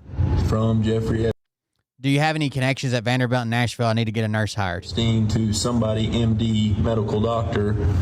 Do we have any connections at Vanderbilt in Nashville? Need to, I think it says get a nursing position for a full RN. Like, you know, this isn't sinister, right? I've sent emails like this before. Hey, do you know anybody down at this police department? Hey, you know anybody that works over the fire department, or you know somebody that works here? Like, I'm trying to get my buddies, you know, in there. House, and Ryan's like, in all caps, I fucking told you. Fuck with me. I am the American motherfucker. This isn't the sinister part of the Epstein files, Ryan. Bro, you ain't gonna believe this shit. He'll figure it out eventually. Bro, I am the ladies' man of all motherfucking ladies' man. I have been fucking pointing where these motherfuckers are that nobody has said jack shit about. Motherfucker. Bro, I am the ladies' man of all motherfucking ladies. Upchurch is a country rap musician. I actually used to look up to him, not because I like country rap, but because he's from a small town in Tennessee like me. He started making YouTube videos and then shorts and like funny skits, and then took that into his passion, which was music, and has an amazing career. He's a multimillionaire. It started to decline, though, when he had this weird public falling out with a bunch of his friends, then his mom, then his plot. Basically, everybody said he's on drugs, and he's like, no, I'm not. And he's gotten rid of his mom, which I heard they made up. He's claimed that his mom and his company stole from him several women, his lifelong best friend that he's known since kindergarten, his cousin that worked for him. He's driven everybody away from him, and now he thinks they're all in a plot to try to take him down, have him murdered. It includes Jelly Roll and the mayor of Nashville. It's like severe paranoid psychosis, most likely drug-induced. The only drugs we know for sure he does is he said himself that he loves Adderall when he's in the studio or writing songs. And you could tell when he's on Adderall, like a meth head, but I think he just switched over to fucking probably meth. But it's heavily induced psychosis. He went from the top of his game to basically the bottom so fucking quick. He had everybody around him, all his friends, everybody loved him. Boom, everybody's gone. Doesn't have his manager, doesn't have his lawyer. He wasn't speaking for his mom for like 2 years. Got a tattoo that said, "My mama never tried." He ran off his best friends and his cousins, and now he's being sued for slander from his best friend, his childhood best friend. And he claims it like, oh, everybody's taking advantage of me, and they were trying to set me up to be assassinated from Jelly Roll's wife for some reason. But it's mostly just drug-induced psychosis. He sees people that aren't there. He thinks things that didn't happen. He forgets what he told people to do or where he left his phone, and then suddenly somebody planted that phone to have him killed or something. It's just wild to watch. Bro, I am the ladies' man of all motherfucking ladies' man. I have been fucking pointing where these motherfuckers are that nobody has said jack shit about. Me and the people that are around me are the ones that have been pointing these motherfuckers out. I've been saying Vanderbilt, Vanderbilt, Vanderbilt, Vanderbilt. I seen a bunch of crazy shit at Vanderbilt, Vanderbilt, Vanderbilt. I've been saying that shit for over a fucking year. Ain't nobody found. So basically the Vanderbilt story is he crashed out at Vanderbilt, claiming they did something to him. So the next time he came to Vanderbilt to have his kid born there with his baby mama, there was an email that was sent out to the people that were working on his floor saying, hey, this guy, you know, we had an issue with him last time he went to social media. Make sure you're like over the top nice. You treat him well. You know, we don't want any more issues. We don't want it on social media. We don't want to do anything that, and he took that as they were doing something to him. He claims they tried to steal his kid, tried to give it away, didn't know where it was at, gave him the wrong kid. A bunch of shit, like crazy paranoia, meth head shit. Jack shit. Then these Epstein files come out, and then he's talking about needing a nurse at Vanderbilt. Come on, motherfuckers, listen. If you ain't with me, then like what does that imply though? That it was probably somebody he was abusing, right? He was using some type of power situation. This nurse really wanted to work at Vanderbilt. He's like, I can get you there if you do something for me, kind of deal. But what does this imply that has anything to do with you? who gives a fuck? There's a bunch of fucking people out here is all the real men and all the real women know what the fuck is up. And guess what? There's way more of us than there is of you. So fuck around and find the fuck out. Every single person who called me fucking crazy, who made live feed over and over trying to say I was crazy, motherfucker, you're at the top of the suspect list now. The fuck you doing? You buying fucking undocumented babies from Vanderbilt? What are you doing? So basically, the first big crash out that I think we covered was sort of just like legal cases and people suing him suing people. He's very litigious. He talks about being a country boy, handling it with his fists, come meet me outside or whatever. He will sue you in a heartbeat. But was his mom, the falling out with his mom. So his mom, he set his mom up as his accountant, said, I don't want to see it. I don't want to know about it. I don't know how it works. You handle everything. So his mom took some of his funds and bought real estate with it, which is a very good idea. Like, you may not be famous forever. Bought real estate with it, put renters in it, and it was people that they personally knew. So hopefully those people would pay rent on time. It was people that they employed already, put them in rental houses, making a ton of money. He flipped out when he, I guess, found out about it and claimed that his mom stole all his money and was buying houses and giving them away. Are you fucking in on this thing where they say, oh, we're sorry, your baby died, and it really didn't die, and they cryogenically freeze it? Motherfucker, don't fuck with me. And all this, they're cryogenically freezing live babies? What? Where they say, oh, we're sorry, your baby died. Documented babies from Vanderbilt? What are you doing? Are you fucking in on this thing where they say, oh, we're sorry, your baby died, and it really, who called me fucking crazy, who made a live feed over and over trying to say I was crazy? Motherfucker, you're at the top of the suspect list now. The fuck you doing? You buying fucking undocumented babies from Vanderbilt? What are you doing? Are you fucking in on this thing where they say, oh, we're sorry, your baby died, and it really didn't die, and they cryogenically. The reason that I think maybe he switched over to meth is because, like, if you're his doctor, I understand he's wealthy. He can pay doctors. He can basically ask for whatever he wants. That's how wealthy people get shit from doctors. He can pay the money for that. But any doctor at this point would have to be aware of his social media. Are you going to risk your entire career for this guy?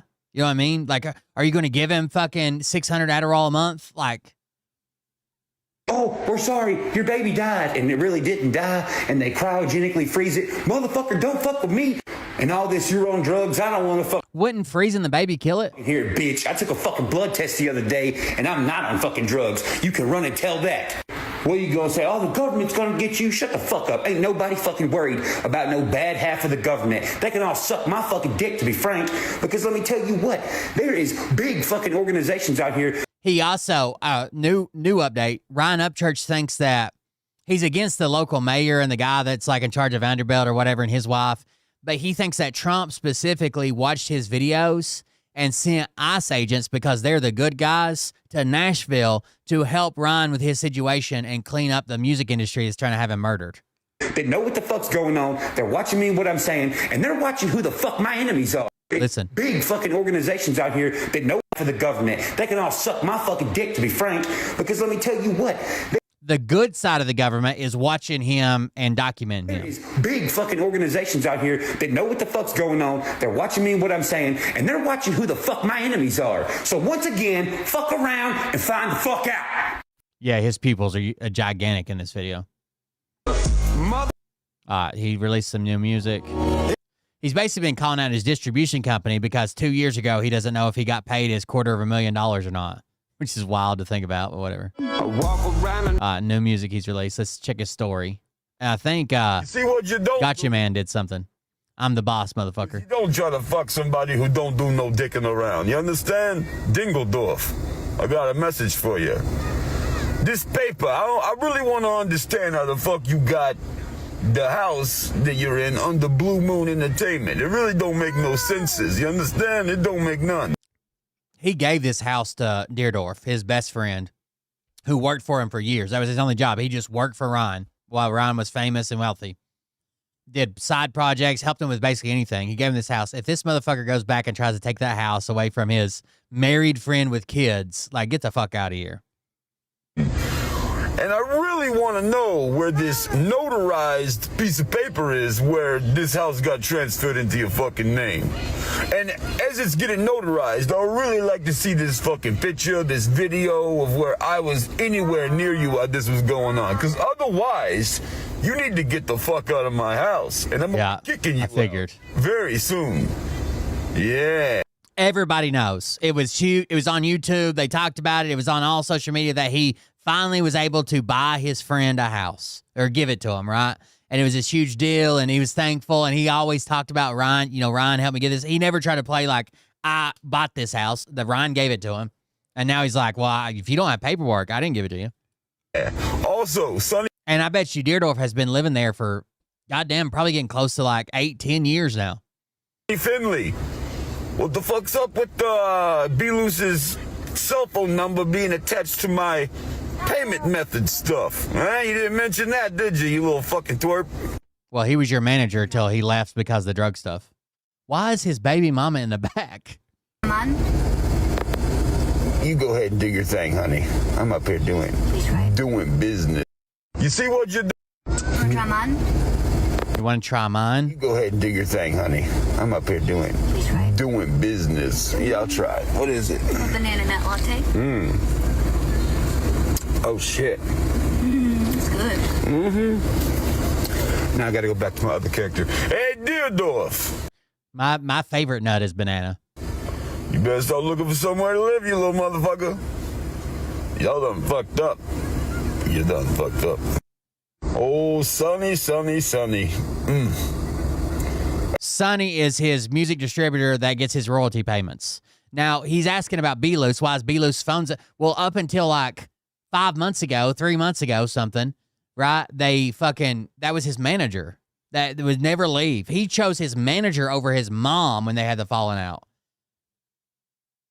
Saying, my mom, fucking didn't, B-Loose would never do that to me. I'm with B-Loose. He's taking care of me, blah, blah, blah. Well, that guy finally left because you're a piece of shit. And why would his phone number be attached to your royalty account? Because he was your manager, dude. So Ryan Upchurch has never had to handle anything but make the music, right? He's a manager and mom and accountants and finance and producers and distribution, blah, blah, blah. Like one of the things banks, he's never even had a bank account that he set up. Someone always did it for him. So all you have to do is fucking go and change that, right? But that's you being an adult. Thank you, Weld QC John. I guess I should call you John. Thank you, John.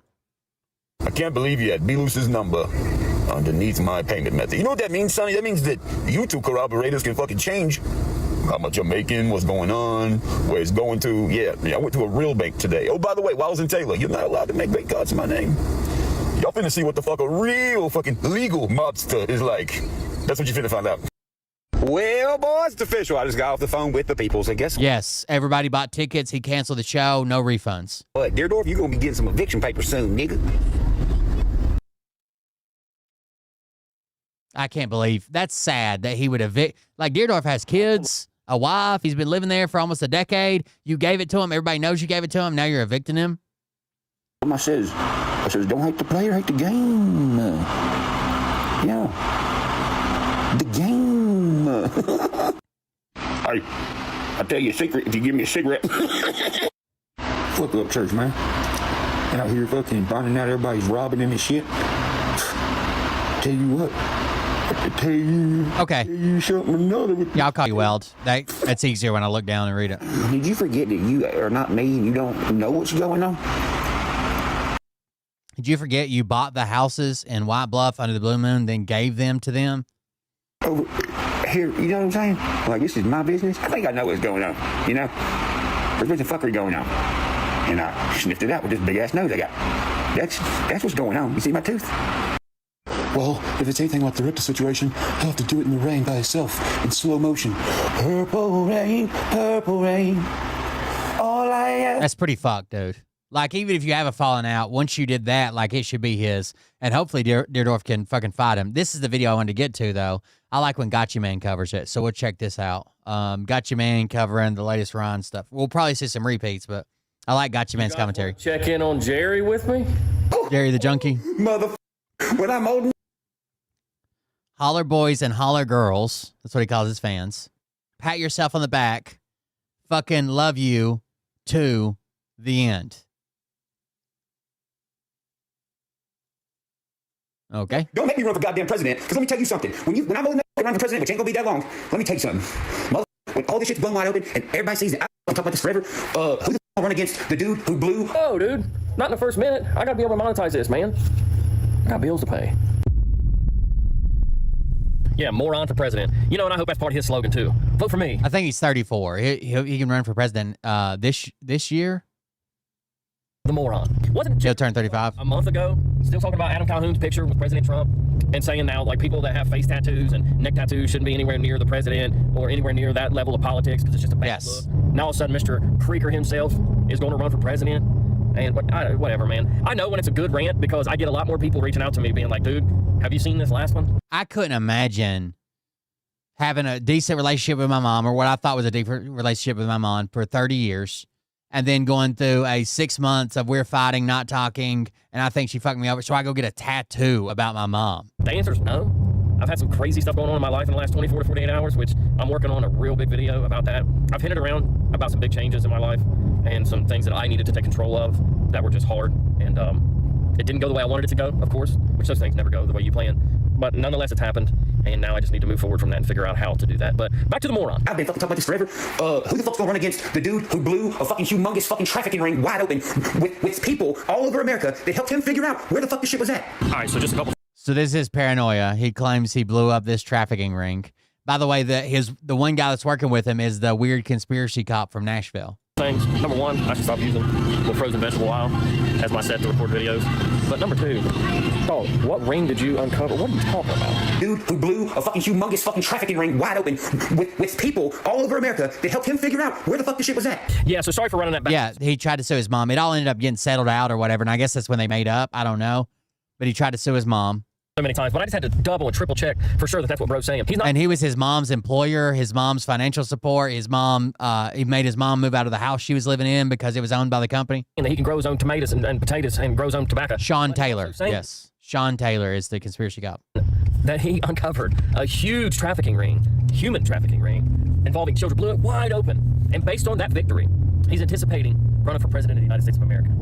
That's a pretty big deal. I hope he does. We're talking about a country boy here, right? He could plow fields all day long. He could smell diesel fuel even when he was gone. And then when I left, I had a camera set up that they didn't know about, obviously. And I had another person watching my house. And when I got back, I walked in the door, opened it real slow, and guess what? I could smell diesel fuel. Funny thing is, I don't know diesel. Hashtag real country boy shit. Besides the blue truck, but that's nowhere around here. And I haven't driven in a long time. Somebody who owns a diesel came to my house. See? Look at those pupils, bro. Hold on, go back to where he's moving. He goes from these gigantic pupils, these fucking pin. Look at that. Look at that pin dot, bro. I'm going to zoom in. You think that's natural? You think it's a natural pupil?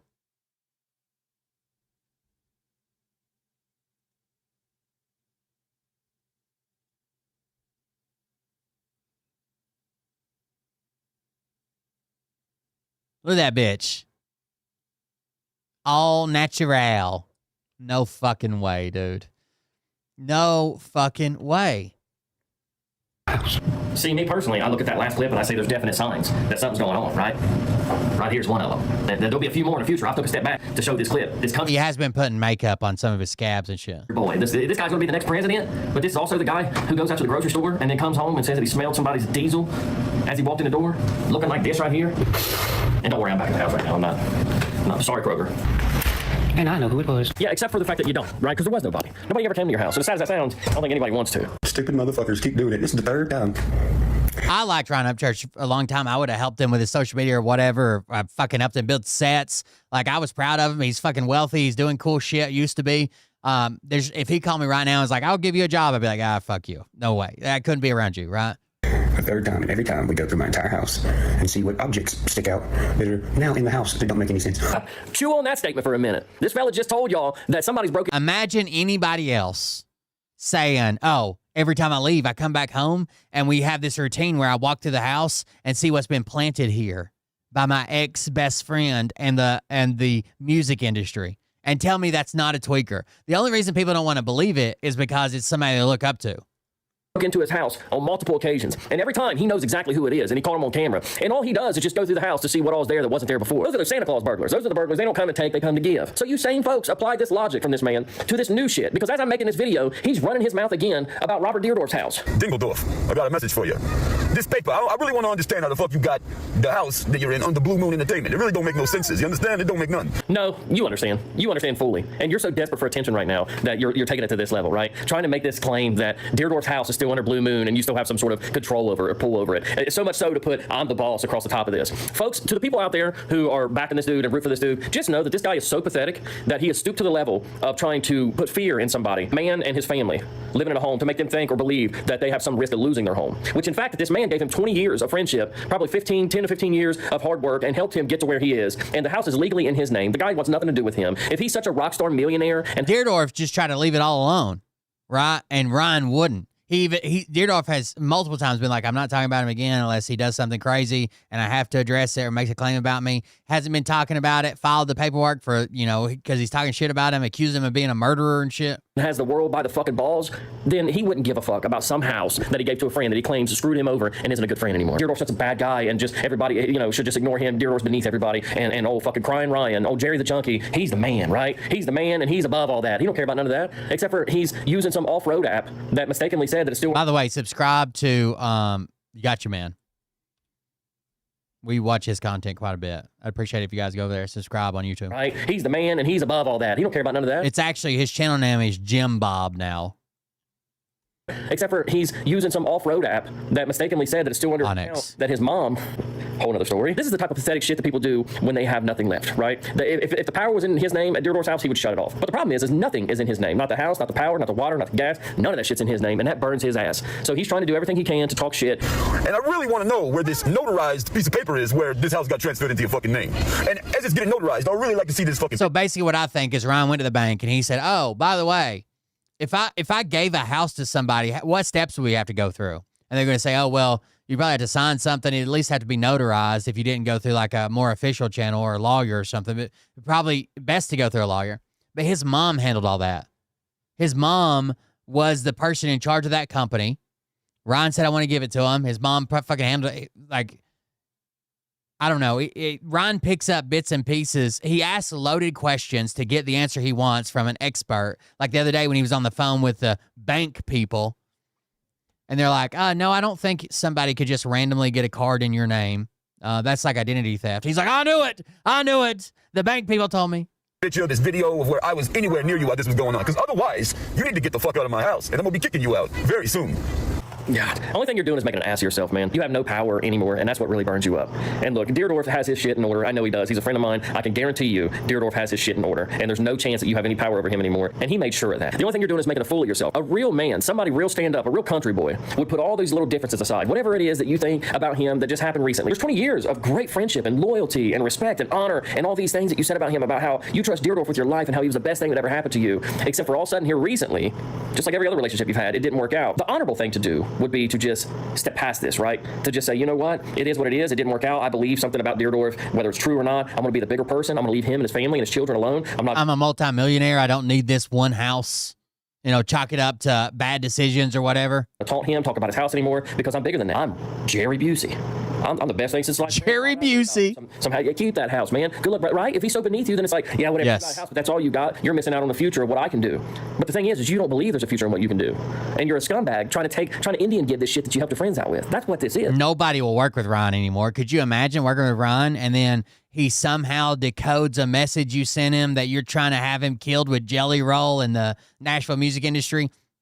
And then has his followers attack you on social media? Yeah. Also, Sonny Finley, what the fuck's up with B-Loose's cell phone number being attached to my payment method stuff? You didn't mention that, did you little fucking twerp? I know the answer to this one. Too bad, TMZ. You're too late. The answer to that one is B-Loose was your manager. Yep. Fucking idiot. We're done on? You go ahead and do your thing, honey. I'm up here doing business. Yeah, I'll try. What is it? Banana nut latte?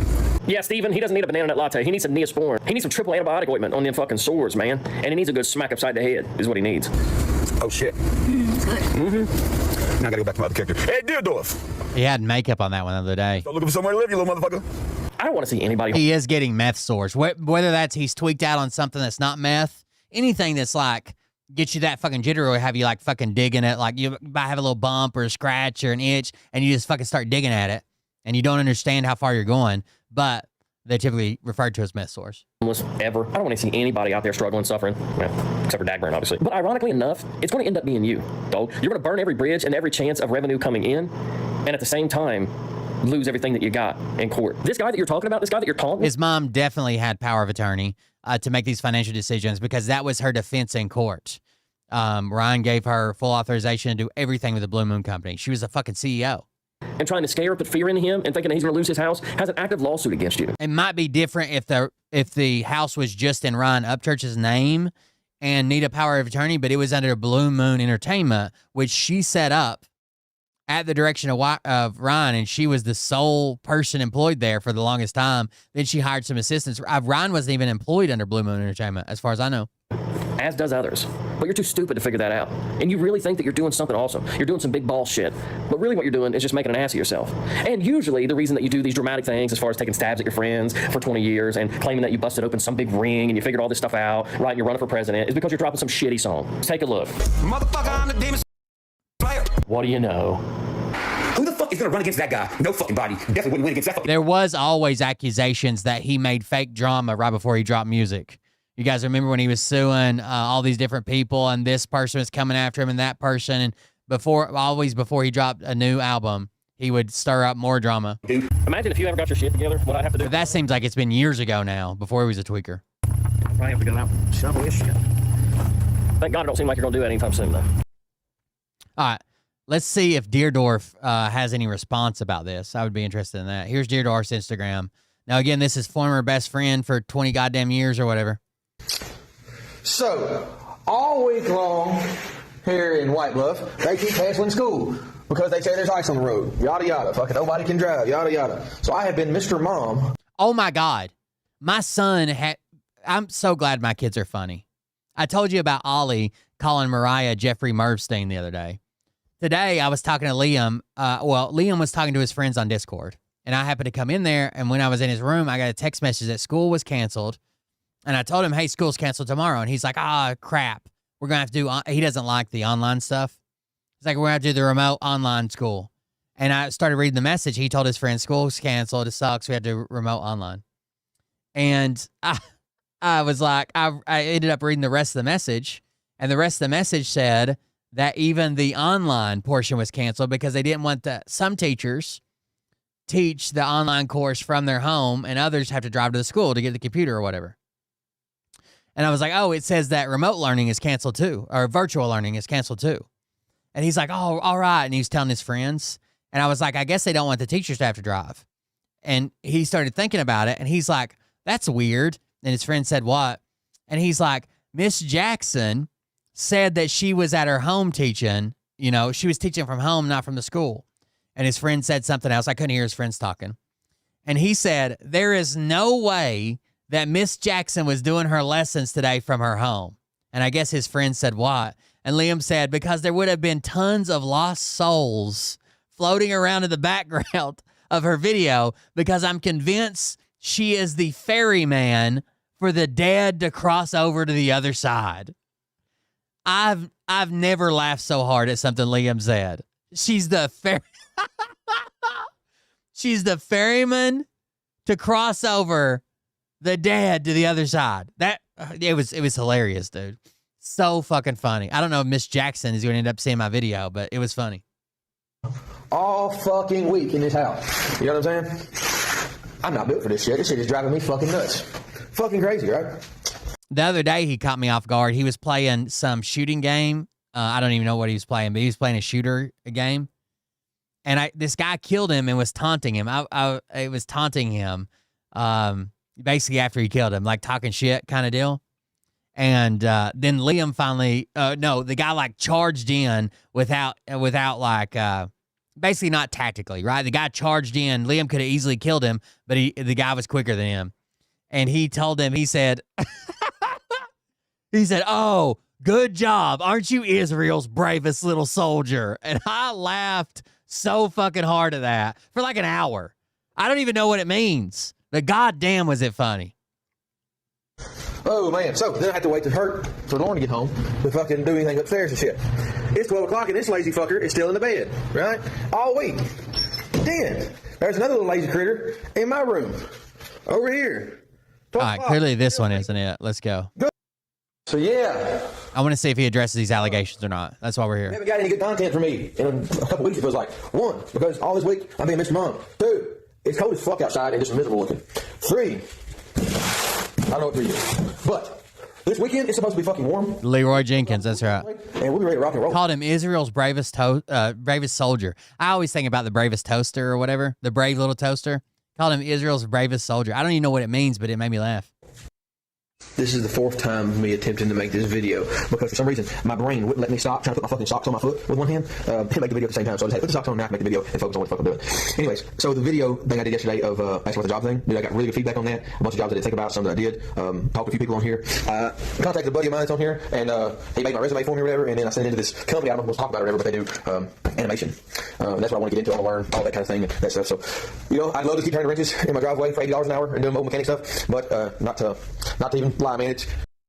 Since the moron, I hate to even get the motherfucking satisfaction, but since the moron got him here and did all the shit he's been doing, my business has went downhill, Costing in business because Ryan's okay. So right now he does he flips cars and does stuff like that and does mobile mechanic and works on people's stuff, but I guess business is tapering off because of Ryan. It adds to my defamation suit. It's nobody's fucking business of my own, but I mean, that's what it is. I had a lot of folks asking, why would you go work for someone else if you work for yourself? Well, that's why.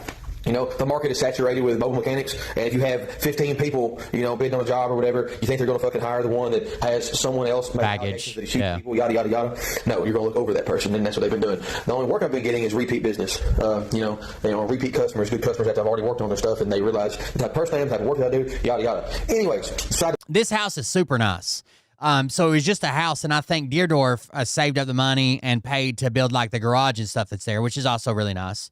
But it is quite the head start when someone gives you a fucking house. I want to get into this animation stuff. I want to learn as much as I can about it. I want to fucking do it.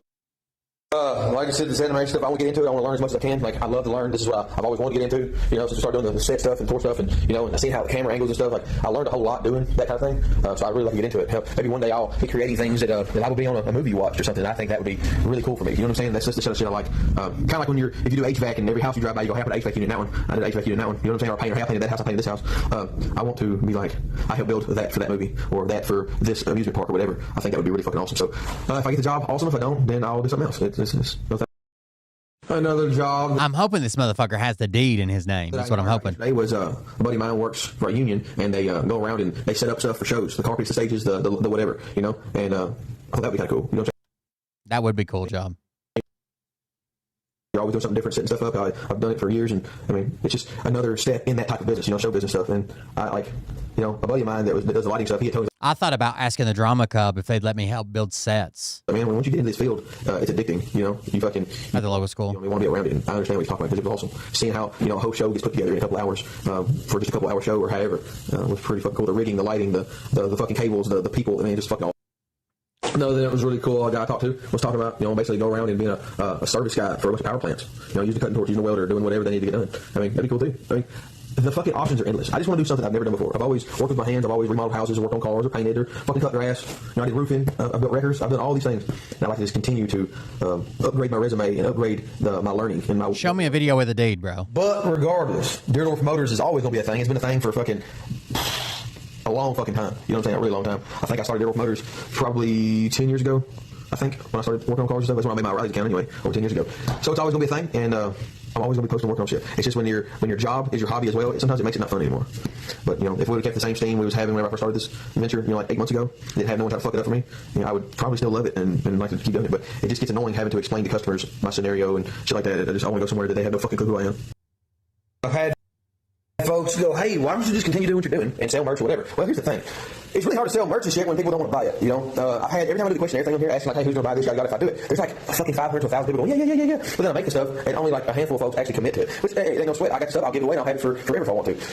Just can't make a living off it. I'm not making any money off this shit, basically. I just think it's cool, once again, to send stuff out and someone to rock it with me. I think it's my hustling thing that I do, buy, sell, trade, swapping, that's awesome. But it gets in your pocket every time when you got to pay taxes out. I'm having to pay taxes 5 times on this shit, and then the amount of money I have to spend on it, the time I work on it, it's fun, it's awesome. But you really don't make any money, Not to mention you You have the state breathing down your neck going, hey, you can't sell this but this many vehicles. Hey, you can't, yada, yada, yada. Hey, you gotta pay a fucking license or a fee on this. It's fees and fees and fees and fees. And it fucking sucks. I'm not gonna lie, it does fucking suck. And I'm not trying to do anything that puts me in a bad way with the fucking government, you know? Yeah, you're talking to everybody who uses Fahrenheit. My family in a bind. I'm not trying to put other folks' families in a bind. So, anyway, enough of that rant. I'm just got my kids up. They're all getting showers and everything finally, and maybe I can coerce these little fuckers into leaving with me and want to go do something. Which these walls get blade the fuck out. He's not gonna say anything about it with his kids. I had my first kid when I was 19 years old, right? I haven't felt old at all until I look over at this guy. He's got a little caterpillar on his lip over here.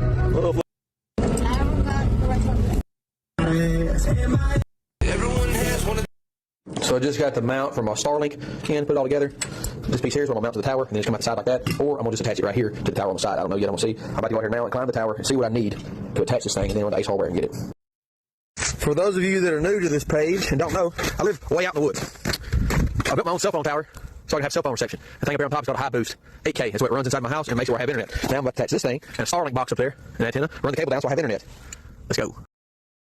So, the top. I forgot how to attach this. This right here is what fastens it to the house. I guess I forgot about the gutter guys doing the gutter, and it's loose, so now I gotta come here and tighten it up. We should have loosened this up all the way, attached the gutter, and then tighten this back, so now I can tighten it back because the cable's loose as shit. I should have checked that before I climbed it. That's what it is. I can't pulled over. Done. Highway patrol. Come on. Let me go with a warning. Said I was doing 44 and a 30. And he's like looking at my tires. He said, probably because your tires, right? I said, maybe. Anyway, he just wanted to check my insurance. That's all he wanted to do. And luckily I had a copy in there. I had 2 old copies in my wallet. But hey, we're good. We're back at the Ace now. I bet some of y'all thought that the feds was about to get me, huh? No, sir. My problem here is this is too fucking big. I had to have one for the span this wide, but see, it's not threaded all the way down. So I can either get my die and thread this all the way down, or put some spacers on it. I'd rather just take it and cut the threads all the way down on this, but I don't know what type of metal this is, like strength-wise, and it'll probably weaken it. So I guess what I'm gonna do is find me some spacers, try to space this out this way, and then go over and tighten it back up. Damn it! I climbed up down this pole. It's fucking cold. So what a hard motherfucking job to do is reach all the way out right there, put that bitch on there, and then run the cord. Now I'm zip tying the cord and the cell phone cord all the way down this bitch. Then I come back up here with a pair of pliers and tighten those up. Whew. There's something else here. Are we getting it fucking done? I don't think he's gonna say anything, chat. I had to climb back out here. Ooh, that might be good. So now it's aligned. Whew. Immediately went to singing Wappa Wappa, Who Won a Race for Them Pinks at the end of the last reel. Whatever happened to the other house he was building? Oh man, when I give you this answer, you're gonna be like, are you serious? I gave it to Skylar and Billy, so they'd never have to pay for a house again. And the badass house beside that house, well, I bought that one too. I gave it to Robert, so he'd never have to pay for a house again. You can't make this. That's proof. I ain't gonna lie, I switched. I used to be. That does sound like proof, doesn't it? Trying to finish this fucking stuff here, but my phone's going ding ding ding ding, and people calling me and blowing shit up. I kind of just did some jank ass shit here because I'm just over it now. Picking up this fucking Starlink, trying to clean all this up, all the wires, yada yada. Amazon still hasn't sent me my one package that has this other power supply in it. I'm waiting on it. They sent me half of the package there. I'm dealing with that. But yeah, this Starlink's working right now though. There's that. All right, so I got the cord right in here. There's the stuff that comes in the house. There's one router. I'm gonna clean those wires up a little bit. Got those cleaned up all the way in here. Got to pull through the wall here. Everything clean. Everything's where it's supposed to be. I get some little wire or wall connectors to connect the wire here. I got to finish cleaning this wire up tight.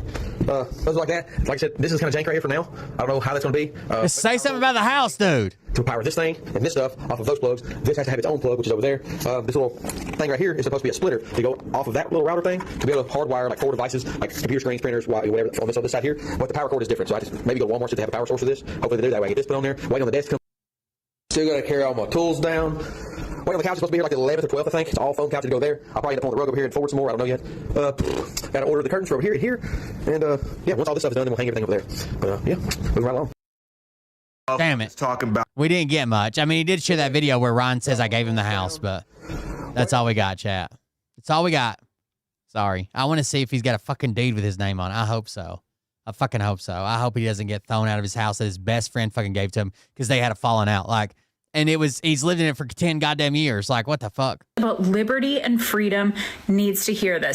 All right, back to the show. Who cares about liberty and freedom needs to hear this. And not just a headline, not a little summary. I want you to see this with your own. The District Court of Minnesota. 2 eyes. I'm going to walk you through this hearing that happened yesterday in Minnesota with attorneys for ICE. We're diving right in. So the court's like, hey, everybody, thanks for coming. We're literally just here today to talk about the government's non-compliance with court orders. Court orders are not optional. The government wants to detain this many people, including this many people who are lawfully here, then it assumed a corresponding obligation to ensure that it could comply with the Constitution. Their volume is not justification for diluting constitutional rights and never can be. It actually heightens the need for care. Having Having too many detainees, too many cases, too many deadlines, and not enough infrastructure to keep up with it is not a defense to continued detention. It is a warning sign. Now the attorney for ICE comes in. She's like, well, I was brought in to help with all the claims of unlawful detentions. I've literally only been here for 4 weeks, and I wasn't given any guidance or direction on what I needed to do. They just threw me in the well and said, here you go. Judge, yeah, imagine that. One of these situations where you didn't comply with an order. I told you to let this guy go and give me an update in 2 days. I didn't get an update. This is literally just about ICE never complying with their orders.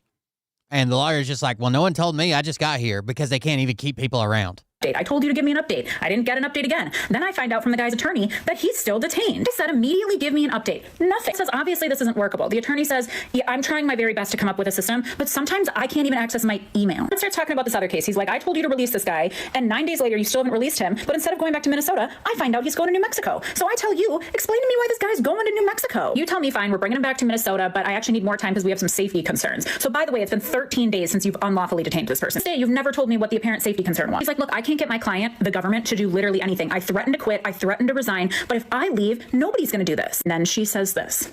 Sometimes I wish you would just hold me in contempt, Your Honor, so that I can have a full 24 hours of sleep. Damn.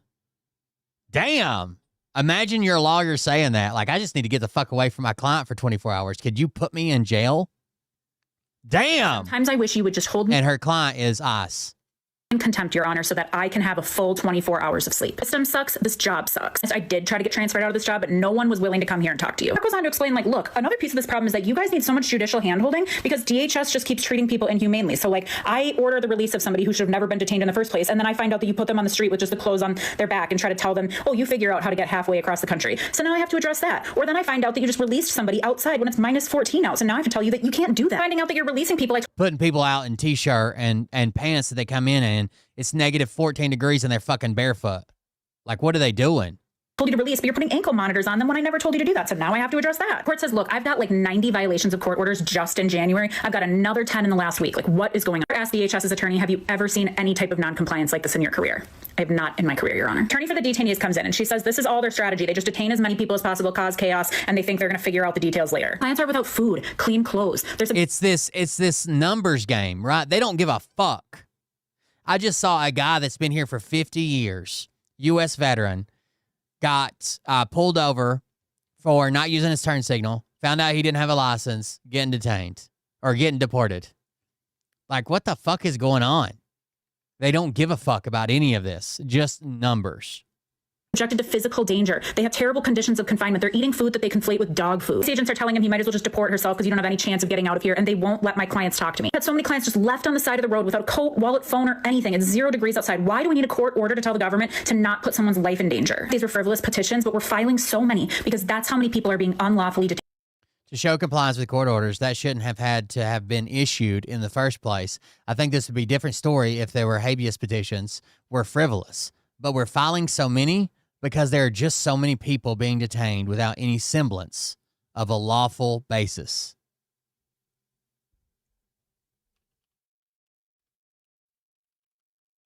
That's fucked up, dude. So basically, habeas is filed to say, is this lawful? And typically, most people accept that they're, it's a lawful this, lawful that. You know what you got arrested for. And it would be frivolous if we were just piling thousands and thousands and thousands and thousands of them. But it's not frivolous in this case because of what ICE is doing. Anybody they can round up, right? It's insane. She's from where Will is from. Oh, she say something weird? Right now was the full hearing. That was your government's own testimony. Oh, Alberta, Canada. Yeah, me and sister are from Alberta, Canada. You can tell by my accent. So now I have to address that. Court says, look, I've got like 90 violations of court orders just in January. I've got another 10 in Alberta. week. Like, you're right. What is going on? I asked DHS's attorney, have you ever seen any type of non-compliance like this in your career? I have not in my career, Your Honor. Attorney for the detainees comes in and she says this is all their strategy. They just detain as many people as possible, cause chaos, and they think they're going to figure out the details later. Clients are without food, clean clothes. They're subjected to physical danger. They have terrible conditions of confinement. They're eating food that they conflate with dog food. These agents are telling him he might as well just deport herself because you don't have any chance of getting out of here, and they won't let my clients talk to me. I had so many clients just left on the side of the road without a coat, wallet, phone, or anything. anything. It's 0 degrees outside. Why do we need a court order to tell the government to not put someone's life in danger? These were frivolous petitions, but we're filing so many because that's how many people are being unlawfully detained right now. That was the full hearing. That was your government's own testimony. That's right, Ludwig. What is happening and why? That's fucking insane. This person's name is the feminist lawyer. It's fucking insane. This whole court case was just like, well, she says at the beginning, like, no one's following court orders. Why? American who cares about liberty and freedom needs to hear this, and not just a headline, not a little summary. I want you to see this with your own 2 eyes. I'm going to walk you through this hearing that happened yesterday in Minnesota with attorneys for ICE. We're diving right in. So the court's like, hey, everybody, thanks for coming. We're literally just here today to talk about the government's non-compliance with court orders. Court orders are not optional. The government wants to detain this many people, including this many people who are lawfully here, then it is. And you know what else is pushing this? All those contracts that Trump signed for the detainment for all those prison corporations that donated to his campaign fund. Assumed a corresponding obligation to ensure that it could comply with the Constitution. Dude, I can't. You wouldn't believe how many people raised a fucking hell, absolute hell, because a neighboring county named Carter County, something happened to their jail. They had to tear it down or it flooded or something. And they got those pods, like the little Connex containers that they make in jail cells or classrooms. Our local middle school art classes used to be in art and music and something else, elective arts. They used to be in those little pod classrooms, but they were using pods at the jail and found out that people were sleeping on the floor. And local people here, MAGA people now, raised absolute fucking hell over the way they were treating prisoners, but they're not saying a goddamn peep right now about immigrants.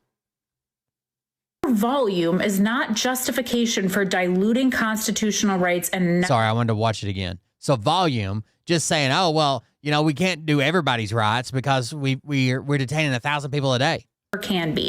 It actually heightens the need for care. Having too many detainees, too many cases, too many deadlines, and not enough infrastructure to keep up with it is not a defense to continued detention. It is a warning sign. Alberta. Attorney for ICE comes in. She's like, well, I was brought in to help with all the claims of unlawful detentions. I've literally only been here for 4 weeks, and I wasn't given any guidance or direction on what I needed to do. They just threw me in the well and said, here you go. The judge is like... And she can't transfer out. She can't quit. She's threatened to quit. I mean, I guess she could quit, but then nobody would come and do this. Let's look at one of these situations where you didn't comply with an order. I told you to let this guy go and give me an update in 2 days. I didn't get an update. I told you to give me an update. I didn't get an update again. Then I find out from the guy's attorney that he's... I think I might want to get this and read it all. ...still detained. I said, immediately give me an update. Nothing. It says, obviously this isn't workable. The attorney says, yeah, I'm trying my very best to come up with a system, but sometimes I can't even access my email. It starts talking about this other case. He's like, I told you to release this guy, and 9 days later you still haven't released him, but instead of going back to Minnesota, I find out he's going to New Mexico. So I tell you, explain to me why this guy's going to New Mexico. You tell me, fine, we're bringing him back to Minnesota, but I actually need more time because we have some safety concerns. So by the way, it's been 13 days since you've unlawfully detained this person. To this day, you've never told me what the apparent safety concern was. He's like, look, I can't get my client, the government, to do literally anything. I threatened to quit. I threatened to resign. But if I leave, nobody's going to do this. And then she says this. Sometimes I wish you would just hold me in contempt, Your Honor, so that I can have a full 24 hours of sleep. System sucks. This job sucks. I did try to get transferred out of this job, but no one was willing to come here and talk to you. Mark goes on to explain, like, look, another piece of this problem is that you guys need so much judicial handholding because DHS just keeps treating people inhumanely. So, like, I order the release of somebody who should have never been detained in the first place, and then I find out that you put them on the street with just the clothes on their back and try to tell them, oh, you figure out how to get halfway across the country. So now I have to address that. Or then I find out that you just released somebody outside when it's minus 14 out. So now I have to tell you that you can't do that. Finding out that you're releasing people I told you to release, but you're putting ankle monitors on them when I never told you to do that. So now I have to address that. Court says, look, why would they be getting kicked out? The judge is saying, release these motherfuckers right now. Release them right now. Why would they just go out of their way to put ankle monitors on these people and tell them they have to wear them? got like 90 violations of court orders just in January. I've got another 10 in the last week. Like, what is... And don't tell me they won't use this against American citizens. They absolutely will. Hell, they've been picking up American citizens and taking them to these detainment centers. Ask DHS's attorney, have you ever seen any type of non-compliance like this in your career? I have not in my career. Thanks, Grassroots. You want to be a mod here? You need some more workload? For the detainees comes in and she says this is all their strategy. They just detain as many people as possible, cause chaos, and they think they're going to figure out the details later. Clients are without food, clean clothes. They're subjected to physical danger. They have terrible conditions of confinement. They're eating food that they conflate with dog food. These agents are telling him he might as well just deport herself because you don't have any chance of getting out of here, and they won't let my clients talk to me. I've had so many clients just left on the side of the road without a coat, wallet, phone, or anything. It's 0 degrees outside. Why do we need a court order to tell the government to not put someone's life in danger? These were frivolous petitions, but we're filing so many because that's how many people are being unlawfully detained right now. That was the full hearing. That was your government's own testimony on what is happening and why. That's insane, dude. Single American who cares about liberty and freedom needs... I wonder if she's done any updates about this or anything else. What the fuck is this? Okay. That was weird. It didn't even let me finish it. It said it timed out. That was the one we watched from Mike Johnson about the administrative warrants.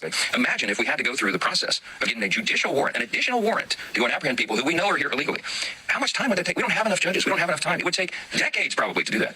The people who are advocating for that don't want any immigration enforcement. They do not. The government doesn't get to do away with your constitutional rights because they find it time-consuming or inconvenient. Those advocating that you obtain a judicial warrant before going into Americans' homes or searching their car are doing so out of concern for the Fourth Amendment, which prohibits the government from unreasonable searches and seizures without probable cause. And a judicial warrant is what provides that neutral finding of probable cause. I'd argue that all of your constitutional rights are a time-consuming inconvenience to the government. What's stopping them from next saying, we know who the criminals are in this country. Why do you need a trial? You don't deserve a trial. It would be too time consuming and costly. We're founding mothers and fathers. They've made that argument, right? They don't get a trial. You know how much it would cost to give everybody a trial? Rolling over and screaming in their graves. Imagine if we had to go through the process of getting a judicial warrant, an additional warrant, to go and apprehend people who we know are here illegally. How much time would it take? We don't have enough judges. We don't have enough time. It would take decades probably to do that. The people who are advocating... That's not an excuse for violating people's rights. We don't have time. We don't have money. Bothered by a judicial opinion because I want this opinion's conclusion like made into a wallpaper. Here we go. There's an old adage among lawyers, if you have the facts on your side, pound the facts. If you have the law on your side, pound the law. If you have neither, pound the table. Secretary Noem, the record to date shows, does not have the facts on her side, or at least has ignored them. Does not have the law on her side, or at least has ignored it. Having neither and bringing the adage into the 21st century, she pounds X, formerly known as Twitter. Christy Noem has a First Amendment right to call immigrants killers, leeches, entitlement junkies, and any other inapt name she wants. Secretary Noem, however, is constrained by both our Constitution and the APA to apply faithfully the facts to the law in implementing the TPS program. The record to date shows she has yet to do that. Damn. Got him. I want to see, what was this? Hold on. Give me one more second. Ultimately asking the court to put them in jail so she can sleep.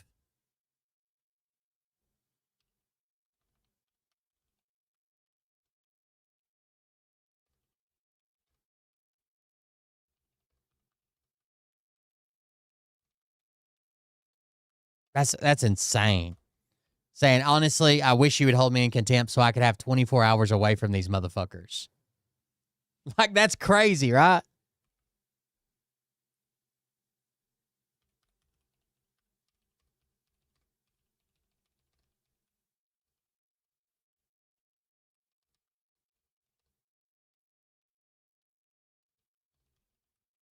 I can imagine their workload fucking sucks, dude. This job sucks. Oh, she's been removed from her detail. A government attorney who is representing the Justice Department in court is no longer detailed to the U.S. Attorney's Office for the District of Minnesota after she told her the job sucks and asked to be held in contempt so she could get 24 hours of sleep. Julie Lee, who is listed in public records as Department of Homeland Security attorney, had been detailed to the U.S. Attorney's Office, but an official familiar with the matter told NBC News early Wednesday that Lee's detail was now over in the wake of the comments. Lee, who according to NBC News review of the court records, picked up 88 cases in less than a month, expressed frustration at her job during an immigration hearing Tuesday in Minneapolis, where the Trump administration is carrying out sweeping immigration enforcement operations. The system sucks. This job sucks. I wish you could hold me in contempt so that I could get 24 hours of sleep, Lee said, according to the reporting by NBC affiliate CARE. A person in the courtroom confirmed Lee's remarks to NBC News.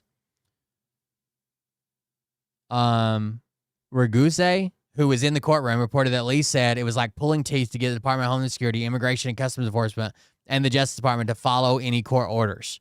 DHS, which oversees ICE, and the Justice Department did not immediately respond. So even their own lawyers like, hey, they wouldn't even follow. They wouldn't follow any court orders. She made the remarks after U.S. District Judge Jerry Blackwell ordered the government to explain why he had not followed court orders in immigration proceedings, including not releasing several immigrant detainees he had already ordered to be let out. Blackwell said in an order this week that the government's failures were alarming because the government's persistent noncompliance with orders in this district was extensively detailed just last week, pointing to the decision from Chief U.S. District Judge Patrick Schlitz, a George W. Bush appointee. Schlitz wrote that his patience is at an end and that the government had failed to comply with dozens of court orders. Lee told Blackwell during the hearing Tuesday, it takes 10 emails from me for a release condition to be corrected. It takes me threatening to walk out for something else to be corrected. Lee also said she did not feel properly trained for the role she is trying to fill, Kay reported. Lee had been assigned 88 cases in less than a month, according to NBC News review of the federal court records. Multiple lawyers at the U.S. Attorney's Office had departed over ethical concerns in recent weeks. People familiar with the matter told NBC News. Trump administration officials have been trying to surge resources into the district to fill the gaps. Anna H. Voss, Lee's co-counsel in Minneapolis, is among who have given their notices of resignation, according to a person familiar with the matter. Voss did not immediately respond to a request for comment early Wednesday morning. Lee's remarks Tuesday came amid Operation Metro Surge, sweeping blah, blah, blah. The enforcement operation has led to mass protests in the city where U.S. citizens Renee Good and Alex Preddy were shot. Federal officers. Their killings, blah, blah, blah. Okay, that was just wrapping up the end of the story. That's fucking insane, dude.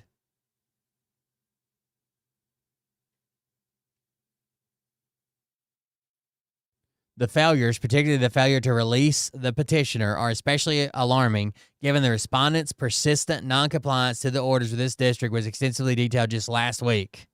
In addition to noncompliance described above, Respondents' Counsel has failed to fully comply with court orders and multiple other matters captioned above in the past for such noncompliance to end because written orders and responses have yielded little to no improvement and continue to drain the court's resources. A hearing with Respondents' Counsel, leadership included, is required now. Insane, dude. That they're just like, nah, we're not going to do it. They're clogging up the system with so much so they can say, well, that's why we didn't comply. ICE has been arguing that it should be entitled to go into any. That's why we don't comply. Oh, by the way, what's Logan Paul doing at a city council meeting or a school board meeting? It says school counselor in Atlantic, Iowa is being investigated. And then it says things get heated at Atlantic, Iowa community school meeting. Doesn't that look like Temu Logan Paul? Look at him. Look at that. It's like if Logan Paul was that guy who also breaks his fucking jaw line so he can looks max. Caligula.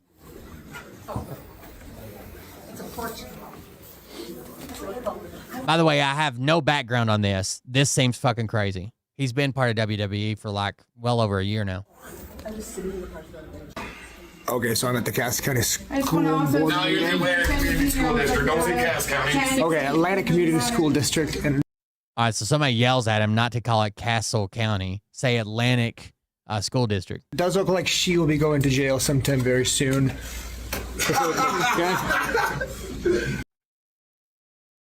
That's a weird way to start a school board meeting. You're going to let somebody resign and walk off and go do this shit again. Oh, this is a misunderstanding. It's hilarious. Yeah. Haven't crossed the line yet. After 3 weeks of making... By the way, the woman that he said is going to jail soon looks like she's being held hostage by these parents, just so we all know. So we all know what's going on here.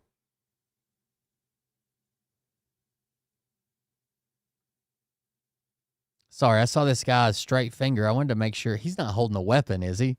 She might actually be being held hostage. Sorry, I was yawning. Good trigger discipline. paid for it. Oh yeah, we're just going to let him resign. You walked him out of the school. You didn't even tell people in that school were never told about why he was walked out of that school. So from what I've gathered, I've not watched this full video. There was a guy that worked at this school. This person got an email saying, "Oh, that guy's a creep. He's abusive. You know, I've known him for years. His whole life, he's been abusive, and maybe he fucks kids. I don't know. Just hearsay, basically." And then they let him go, I guess. I don't know. We're all trying to figure it out together. Legends, start researching. Let's not talk about other people. The other administrators of the buildings didn't know. You couldn't even tell the other administrators? Hell, you had a mental health therapist wrote you an email said that this dude was a predator. She's known him her entire life. Right, but I could write that email. You know what I mean? Like, I could just look somebody up in the yearbook or online and say, "Oh, I've known this guy my whole life. He's a predator."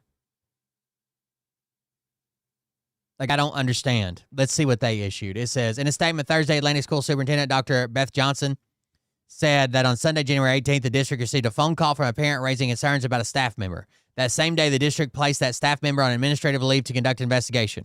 School administration says that while gathering information the following days, they were advised by the district's legal counsel, the Iowa Department of Health and Human Services, and the Atlantic Police Department to refrain from public comment or action while their respective investigations were ongoing. Officials said that in an investigation into staff members' conduct, the district works with DHHS, the Iowa Board of Education examiners, and the Atlantic Police Department as appropriate. School officials say DHHS is responsible for investigating child abuse allegations and concluded their investigation with a finding of unfounded child abuse. District officials said the police department is still investigating the matter, but add they have not received additional information or findings from law enforcement. Additionally, the Board of Education examiners oversees educator licensure matters and is separate from any district or other entity's investigation. School officials say when the employee was hired, the district followed all required hiring procedures, including background and reference checks. At the time of the hire, officials say no concern of the nature currently being discussed were reported from previous school districts, with recent follow-up communications also confirming no known concerns. The district says it must also address reports of harassment, threats, and aggressive behavior towards employees and board members, calling the conduct unacceptable and stating it will not be tolerated on school property. District officials say the school board has taken steps to end the individual's employment through resignation or termination while awaiting information from law enforcement and Board of Education examiners. The statement comes after the school board took no action Wednesday at a special meeting regarding the resignation of high school counselor Jesse McCann, who is currently on administrative leave. The Atlantic Police Department in a Facebook post stated they were investigating an incident involving school staff member and students, but did not identify the school staff member or provide any allegations. The full statement from the Atlantic School Superintendent, Dr. Beth Johnson, is below. But I guess, like, what do they want? They want that, let's say it's almost like they want, when there's a claim, they want to all be notified so they can form an angry mob and beat somebody to death over maybe something that might not be a true claim. And your exact words were, well, high school girls, they flirt with their male teachers all the time.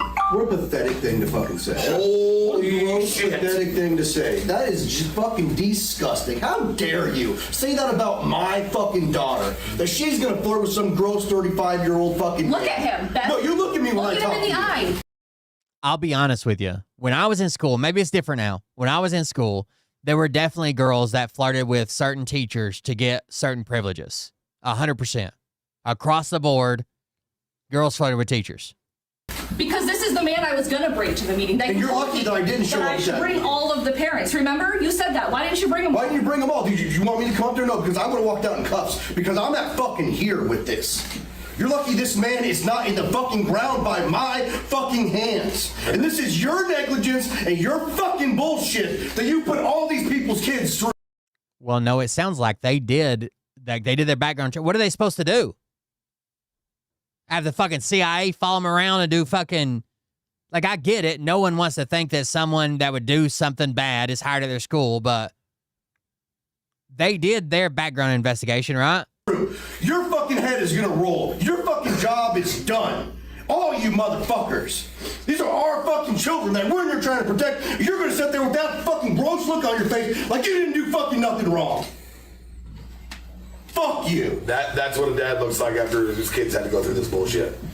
That's a calm data.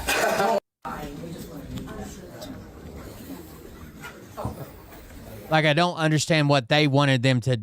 It's almost like they want to form a mob and attack this guy. He's literally saying, I would kill him. You're lucky he's not in the ground right now, blah, blah, blah. Like, I still don't know what Logan Paul's doing there, but I really don't know what should we expect to happen? Okay, so I'm at a school board meeting. Literally have children walking. Doing this one at the Walmart. He resigned from the school in Greenfield for doing the same thing. Because this is all hearsay. You say he was... Okay, so this one is infuriating. Please tell me. Investigating an incident involving school staff member and students. How would you proceed?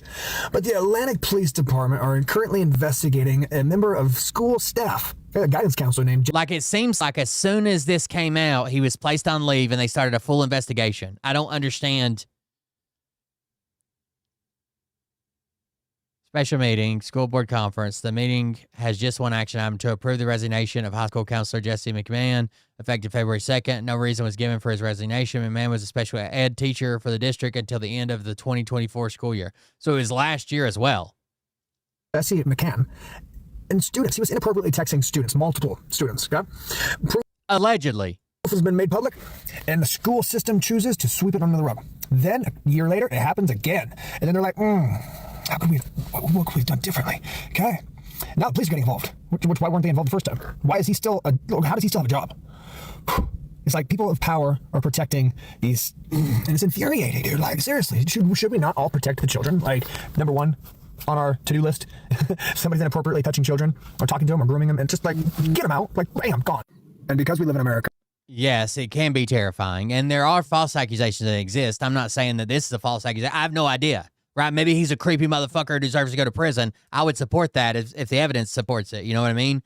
But also, maybe he fucking... I've seen false allegations as bargaining chips, basically, before. It does happen sometimes. I gotta say words like allegedly when I'm saying he... They want to allow him to resign instead of being fired. And by they, I mean his friends. Well, I think they said resignation or they were going to fire him. And that's probably a lawyer thing. Let him resign if he's going to resign. Texting inappropriately to minors, multiple minors. Okay, so this one is infuriating. Please tell me, how would you proceed? But the Atlantic Police Department are... Trying my best. Just glad I have Dayton completely removed from my phone because I still cry about I'm seriously blah, blah, blah. I don't know what Yes, you will. I know you can. And if you need me or want me to be your distraction, just ask. Thanks, I appreciate it. Anytime. Now put on your PJs if you wear any and get some sleep and meet me in a dream. Sounds like a plan, Lamau. How was your dream? That allegedly, that's what they're saying this teacher texted to a student. I don't know because it just come from fucking comments.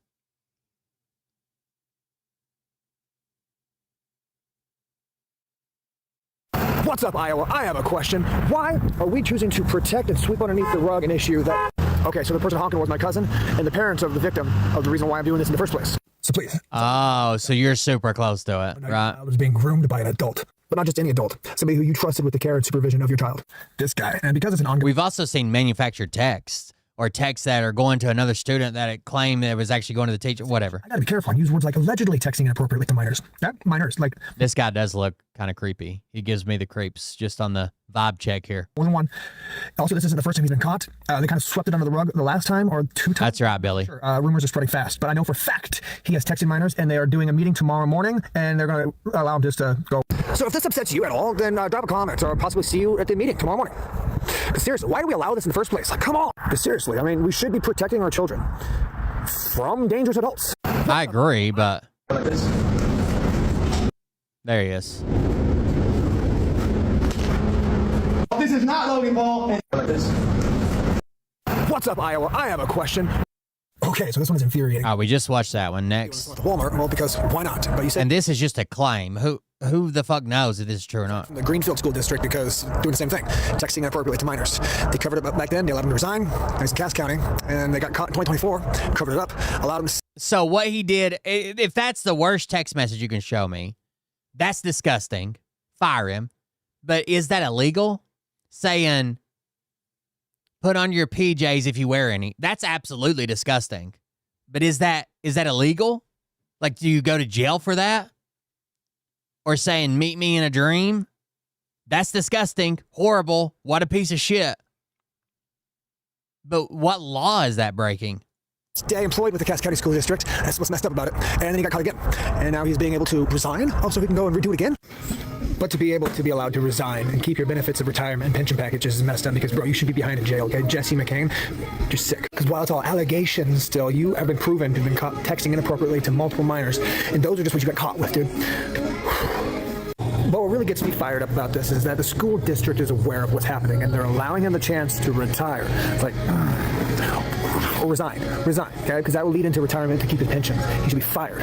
She should be fired for inappropriately texting minors. Jesse McCann, it's messed up, dude. Allegedly texting minors, but I have to prove. Doing this one at Walmart, well, because why not? But you say he resigned from the Greenfield School District because doing the same. Well, honestly, so the reason that a company would allow somebody to resign versus firing them is probably a legal one, right? It saves them time, money, and any legal risk associated with that. In the future, this comes out, this is a lie, and this happened, and that happened, and blah, blah, blah. We would rather somebody resign. It doesn't matter if you put this all over the internet where they never get a job again. I don't think they're doing that. They're trying to protect themselves legally. Okay, so I'm at a school board meeting, Cass County, Iowa, and it looks like she will be going to jail. Parents are like, holy shit, keep you updated. And they're all like, oh, we do. Okay. Why would she be going to jail? What is that claim even? It doesn't she look like she's being held hostage?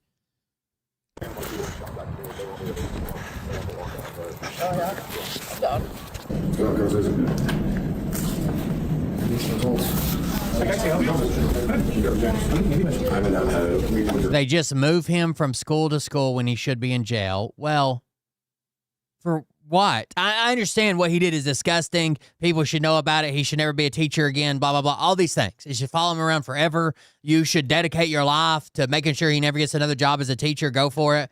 But jail? I don't know. The one you think, if they're going to put his text message on blast, you would get the worst fucking one. And the one that I saw said, put on your PJs if you wear any. That's disgusting. Horrible behavior. Teachers shouldn't behave like that. Is it illegal? Severance and unemployment. Oh, sorry. I didn't mean to go ahead.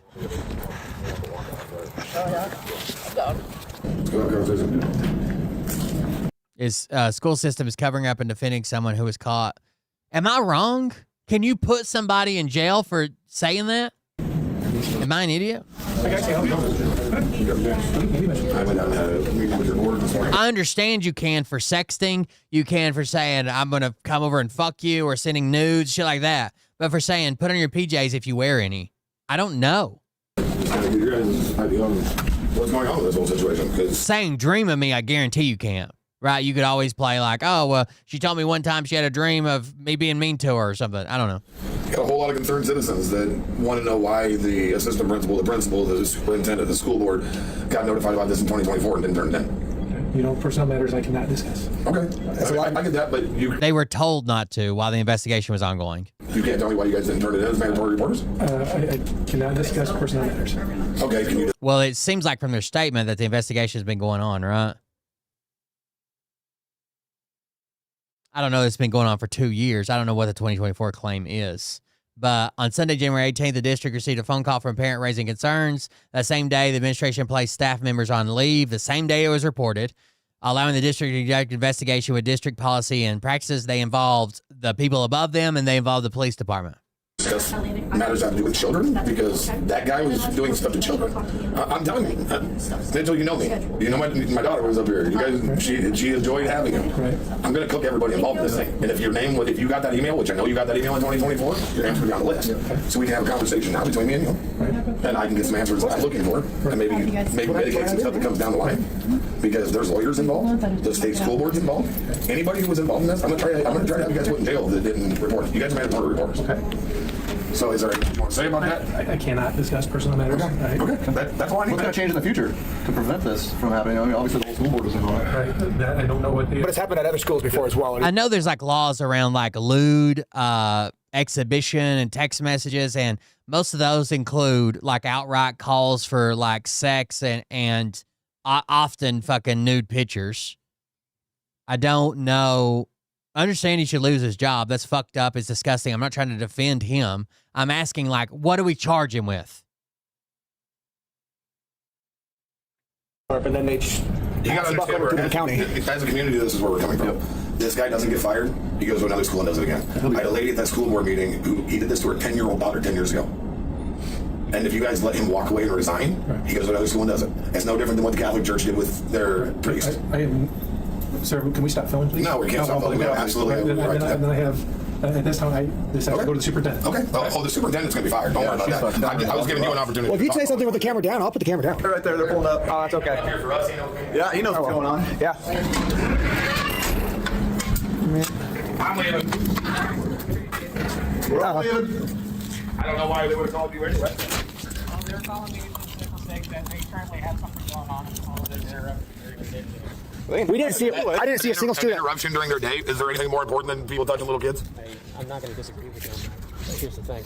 They currently running an investigation. Oh, I know. That's my thing. This is kind of subtracting from what I got going on. I got a phone that I need. I got all this kind of stuff. I got back today. That's where I'm at. What you got to understand, what you have is I have 700 people who have messaged me asking me to get answers for it. Seems like someone come up to him and said, hey, we're doing an investigation. This is messing it up. Okay, so I'm at the Cass County School No, Board. you're in Atlantic Community School District. Don't say Cass County. Okay, Atlantic Community School District, and it does look like she will be going to jail sometime very soon. Okay. And that guy just laughs about it.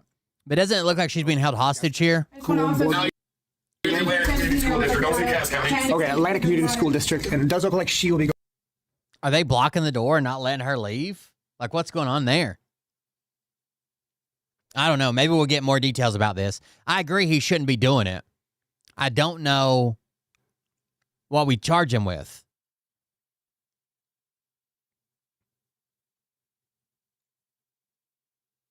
I mean, I'm looking. I don't know what we charge him with. Going to jail sometime very soon. Okay. Yeah, he needs to be fired. That way you can't go do this somewhere else. This is the third school that this has happened. When did you become aware of the situation? I actually became aware of the situation about 5 weeks ago when a family member of mine who is one of the victims. That's called negligence. In my home in November of 2023, while that man was sitting in class, texting her. So, like, typically grooming doesn't even fall under, like, a criminal penalty. It's the facilitation of a criminal sexual act. Like, even grooming, like, we know grooming is it doesn't fall under.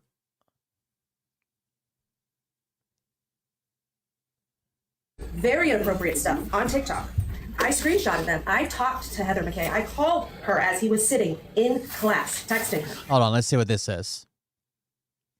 The federal legislation of child grooming enables someone to be punished for this crime without committing actus reus of the sexual act. A person may be convicted solely for the act of grooming a minor. In recent years, awareness of child grooming has increased. Several highly publicized cases which also examine the new legislation in the United States, Canada, and Australia.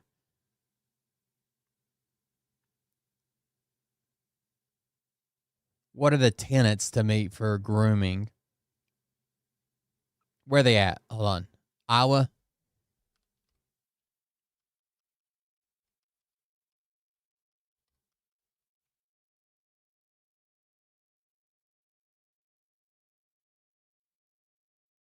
A person commits grooming when the person knowingly performs an act in person or by conduct through a third party, uses a computer, internet service, or any other electronic storage transmission device, or uses written communication to seduce, solicit, lure, or entice, or attempt to seduce, solicit, lure, or entice a child or a person believing to be a child to commit any unlawful sex acts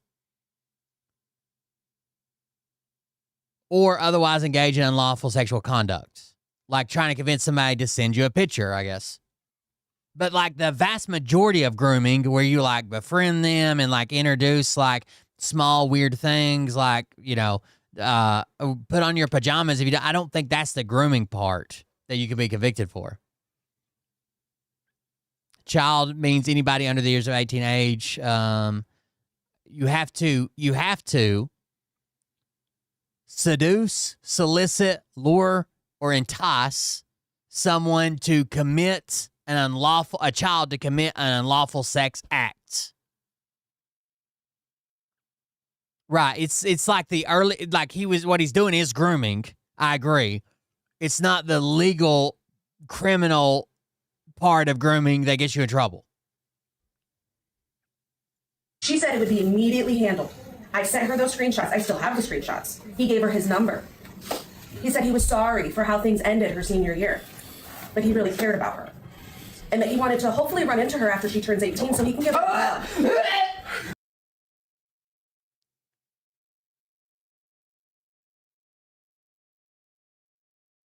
So I guess there is illegal grooming, but it crosses a line at some point to where you're trying to solicit sexual favors. The first part of grooming is literally befriending or isolation or telling them, I've been in your shoes before. None of that's illegal, even though that is grooming, right? You're setting up this later relationship. You spend years grooming somebody, right? You're setting all that up this for later.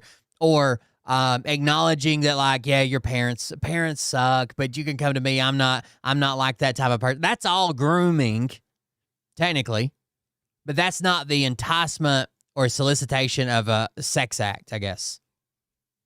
Like if he'd have said, well, if you don't wear pajamas, you might as well send me a picture. Laugh out loud, I'm just kidding. Yeah, okay, now we're somewhere. Also, he said, I hope to see you once you turn 18 so I can give you a hug. Disgusting, not illegal. those screenshots. I still have the screenshots. He gave her his number.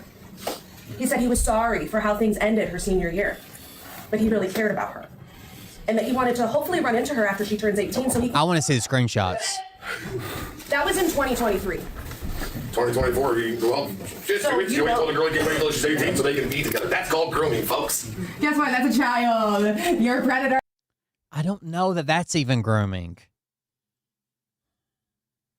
It is grooming, okay? You can groom somebody to where you have this power over them when they turn 18 that they'll come back and be in a relationship with you. But that's not what you're going to get charged for grooming. And you're protecting predators. It's sick. It's disgusting. So what goes on from here? They're really pathetic. At this point in time, I think our attorney will speak to that, but we are not. All the text on the students, the text that I've seen, he should have been fired for. I'm not saying that a teacher can't text students. I mean, my kid texts the fucking ag teacher all the fucking time. Speaking to the next step, because that's what we've been advised to do. You have to have an attorney to take it. I could groom somebody starting at 15 in a way to where I don't commit any crime, and when they turn 18, they think they're in love with me, and I've used power and the age gap and, pressure and some really disgusting tactics. I didn't do anything illegal. And when they turn 18, they come back and we get married, and I'm fucking 65. But that's not the illegal part of grooming. I'm not going to get charged with grooming, but that is grooming a person. To fire somebody from the pedophile. Or arrest somebody. No. So why is your attorney accepting that one? Because whenever you deal with personnel issues, you deal with attorneys. But he's on paid leave. Our attorney told us to put him on leave and give him the option to resign or fire him. Is he? Aren't you the superintendent of the school? Why are you just sitting there staring? You have nothing to say. She'll say that she can't talk about staff or personnel, but yet it's funny because a parent. Oh, she can talk about it in emails. A parent called you yesterday. You told me you can't talk about student or staff, but you sure said my name and my child's name to that parent. But you sat and told me that you can't talk about a student or staff issue. Why? Because I'm a staff member here and my child is involved? Is that why you told me? But you had no problem running my name around. Or my child's name. It's easier to keep quiet. Are you going to keep this under the rug like how it happened 10 years ago to me? He made an excuse that he tripped over a chair and touched my butt every single day. Shit needs to be done. Agreed. Thanks, babe. Thanks for sharing your story. Well, that seems kind of crazy that you're reporting it now that all this... I mean, if that happened, let's investigate it, but how in the world would you ever prove that? That years ago when you were in school that he tripped over a chair every day and touched your butt? To that parent. But you sat and told me that you can't talk about a student or staff issue. She can't say anything, really, I'm sure. Why? Because I'm a staff member here and my child is involved? Is that why you told me? But you had no problem running my name around. Or my child's name. It's easier to keep quiet. Are you going to keep this under the rug like how it happened 10 years ago to me? He made an excuse. 10 years ago. 10 years ago. He tripped over a chair and touched my my butt every single day. Shit needs to be done. Agreed. Thanks.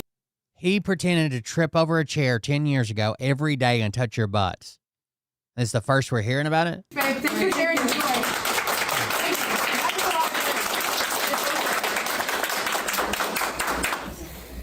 It's funny how you only talk about people who don't have money. It's because you sure did throw my name out there yesterday. And the crazy part is that if I don't make a video yesterday, you guys hold this meeting and allow him to resign. And he goes and does it somewhere else. That's the only reason why we're here. We want him fired so he can't go somewhere else and do this. Like Connor Larson did a couple of years ago. I don't think they get to, I think they're just going on legal counsel advice. Oh, that might have hit a nerve, huh? Because everybody knows about that one too. I know. That's It's because you sure did throw my name out there yesterday. and the crazy part is that if I don't make a video yesterday, you guys hold this meeting and allow him to resign. And he goes and does it somewhere else. That's the only reason why we're here. We want him fired so he can't go somewhere else and do this. Like Connor Larson did a couple of years back. I don't know who Connor Larson is. Everybody knows about that one too. I know about that. I don't know about that. It happened in my school 100%. So you want me to tell you a story about my school? A girl locally was literally dating like a 25-year-old fucking cop when she was like 16.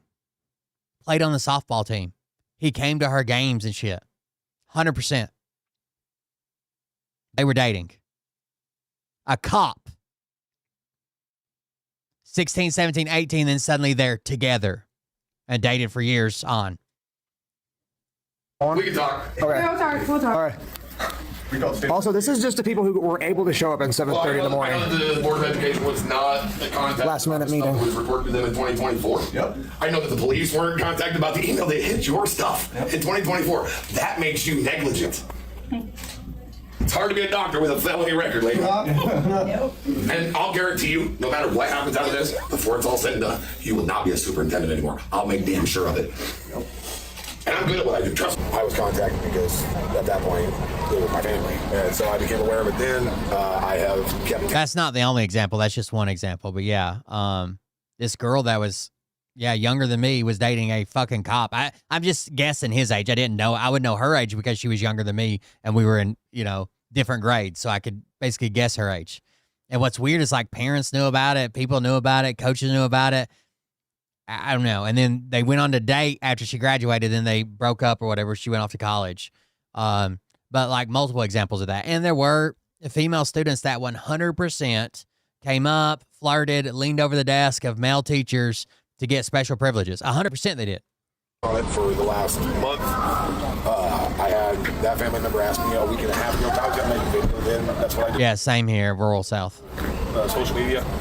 And I was going to make a video then. He asked me to wait. And then yesterday when they made their little announcement that they were going to hold a meeting at 7:30 in the morning to let this guy resign. He texted me and said, get him. And I made my little video. And, well, here we are. Okay, so I'm at the Cass County School. School counselor in Atlanta. Oh, that's the one we watched, right? Where he's like, she's going to jail. She's not going to jail, dude. Cass County School Board. I would be super, super, super, super, super surprised if every decision they've made that involved any of this was literally not just on the advice of legal counsel to protect themselves. Right? This is a goddamn time bomb. When anything like this, I know this sounds disgusting, right? I know this sounds horrible. When something like this happens and you're not involved, this is a fucking bomb waiting to go off for lawsuits and litigation and lawyers involved and losing everything that you love or your job and your income and everything you fucking own. The only thing to do is fucking report it to people you have to report it to and go to the lawyers. Okay, Atlanta Community School District, and it does look like she will be going to jail sometime very soon. You're gonna let somebody resign and walk off and go do this shit again. Oh, this is a misunderstanding. It's hilarious. Yeah. Haven't crossed the line yet. After 3 weeks of making people wait for it. Oh, yeah. In Tennessee, the age of consent is still 18. It doesn't matter. You walked him out of the school. You didn't even tell the people in that school were never told. about why he was walked out of that school. Let's not talk about other people. I understand. Like, if you're dating somebody, like you're a senior and they're a junior, you're dating somebody, you turn 18, they're 17, whatever, 16. Like, that's not, there has to be some type of waiver or whatever, right? I think I was over 18 when I met Mariah and she wasn't, right? But I fucking caught, like, that seems wild. Administrators of the buildings didn't know. You couldn't even tell the other administrators? You had a mental health therapist. Tennessee does have the 10-year waiver shit, bullshit. This dude was a predator. Within 10 years. Their entire life. And your exact words were, well, high school girls, they flirt with their male teachers all the time. What a pathetic thing to fucking say. That does happen, though. I don't know that I would ever tell a parent that. That does happen. Gross, pathetic thing to say. That is just fucking disgusting. How dare you say that about my fucking daughter? That she's gonna flirt with some gross 35-year-old fucking. Look at him, Beth. No, you look at me when I talk. Look at him in the eye. Because this is the man I was gonna bring to the meeting. And you're lucky that I didn't show up. I should bring all of the parents. Remember? You said that. Why didn't you bring them? Why didn't you bring them all? Did you want me to come up there? No, because I would have walked out in cuffs. Because I'm not fucking here with this. You're lucky this man is not in the fucking ground by my fucking hands. And this is your negligence and your fucking bullshit that you put all these people's kids through. Your fucking head is gonna roll. Your fucking job is done. All you motherfuckers. These are our fucking children that we're trying to protect. You're gonna sit there with that. All she can do is whatever counselor told her and hold on. Fucking gross look on your. In a bad spot. You didn't do fucking nothing wrong. Fuck you. That's what a dad looks like after his kids had to go through this bullshit. That's a calm dad after.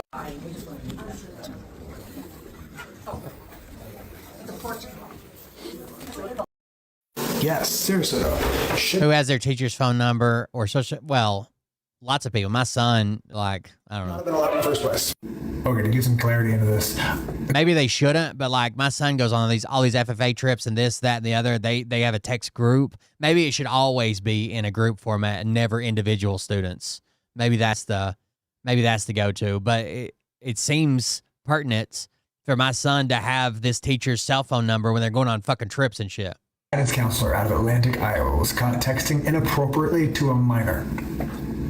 But unfortunately, this is not the first time that this Jesse McCann, who was allegedly texting inappropriately to minors, has been caught. Allegedly, this has happened twice before in Atlantic. If you need to text an individual student, maybe text their parent and the student. Make a group that way, maybe. So in other school districts where he's been allowed to resign and just... But you can't just use this as hearsay. Oh, he has a history of inappropriate conduct. I've known 4 schools he's been at. Fester away to start somewhere else. And that was what was going to happen in Atlantic. They had a meeting designed to allow him to retire.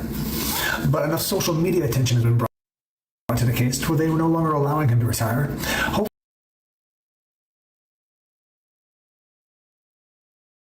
To approve the resignation. Hopefully he goes to jail. Well, he's not. What you showed me, he's not going to jail. That's not happening. On the grind.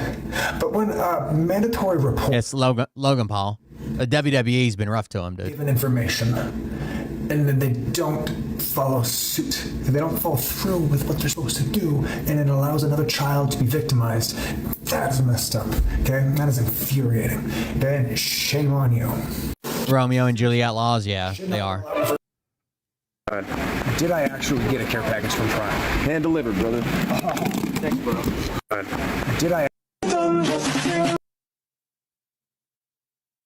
All right. So I have no idea what the fuck is going on there, but it seems like we're trying to get it better. And last one, MAGA regret. Let's see how it goes. Imagine if they had this much energy for the Epstein files.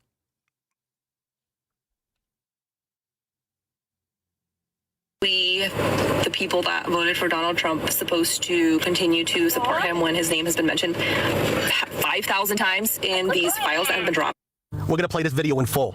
But first, we have to fact check her in real time. Check this out. It wasn't 5,000 times that his name was mentioned. It was 38,000 times across the files, including mentions of Trump, Melania Trump, Mar-a-Lago, and related terms. It's mind-blowing. Did you really have to see the files to know? All the pictures with him and Jeff. All the pictures with him, Jeff, Ghislaine Maxwell, Melania. All those pictures with them together. The videos with them together. That wasn't enough. I guess I'm going to have to do it. I told you so. We told you so. Before I show my audience your video, I want you to know something. You were used. Not only by him, by MAGA. You were used. Let me show you how I know. The day I turned 18, I had an angry parents of a girl that I used to hang out with call me and tell me they were going to have me arrested. This is how I know. They never cared about the children. This is what they cared about. And I'm going to read this to you. From App Patriot Girl. I don't know about you, but I voted for retribution and revenge. I voted for Trump to crush the left so badly that they are afraid to show their faces in the light of day. I voted for swift, vicious justice and no mercy. It's a good thing that I'm not God. That's a good idea, old grass clippings. Superintendent involved? Because hell would be a lot more crowded right now. It was never about the children. No, not about the children. We know that. We know that. It was always about revenge. Swift, vicious revenge. They don't care what they do as long as they own the libs. It's a sickness. And you were used by them. Your intentions were pure. Your intentions was to save the children.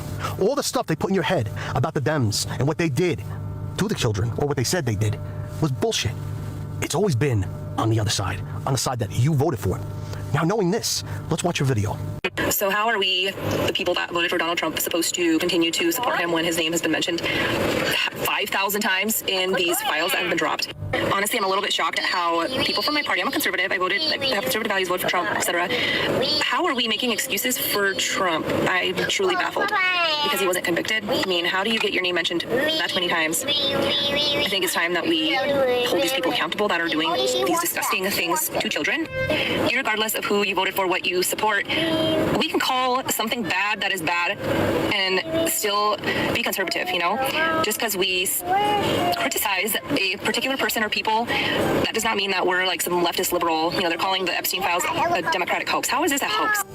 Now, I know my smart followers and smart subscribers, their ears squealed when you said irregardless. It's just regardless. You can fix it. You can fix it by voting blue in November, in the midterms. You can fix your vote. You can save the children by just voting blue in November.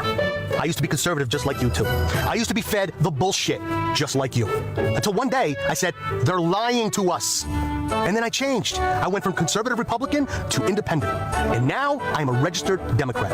All the bullshit that you've heard about the left is a lie. The Republican Party used reverse psychology on you. They used it on you to vote for them. So everything that you actually hate right now is actually the right. Stop being a momo.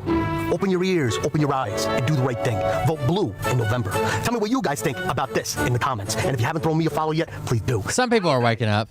So how are we, the people that voted for Donald Trump, supposed to continue to support him when his name has been mentioned 5,000 times in these files that have been dropped? There you go. Don't be like Trump. Don't be on the Epstein list. Guys, thank you all for the support. Thanks for hanging out with me. It went a little bit longer than we usually do tonight. Thank you all for hanging out. I'll try to be back tomorrow and earlier. I'll be back soon. No, tomorrow I may not be here. I may be later. We're doing Oliver's birthday dinner that we had to cancel last weekend. We're doing it tomorrow. And it's supposed to snow again. We had to cancel it for snow, and now it's supposed to snow again. So thank you guys for joining us. Thank you for being here. Thanks for hanging out with me. I appreciate it. If you want to support the show, use this link. Leave a donation. Leave a message so I can shout you out. We greatly appreciate it. Poor old Bort is in the process of getting evicted, allegedly. Thank you guys for joining us. Thank you for being here. I appreciate it. We'll see you on the next one. Have a good night. Love you. See you. Bye.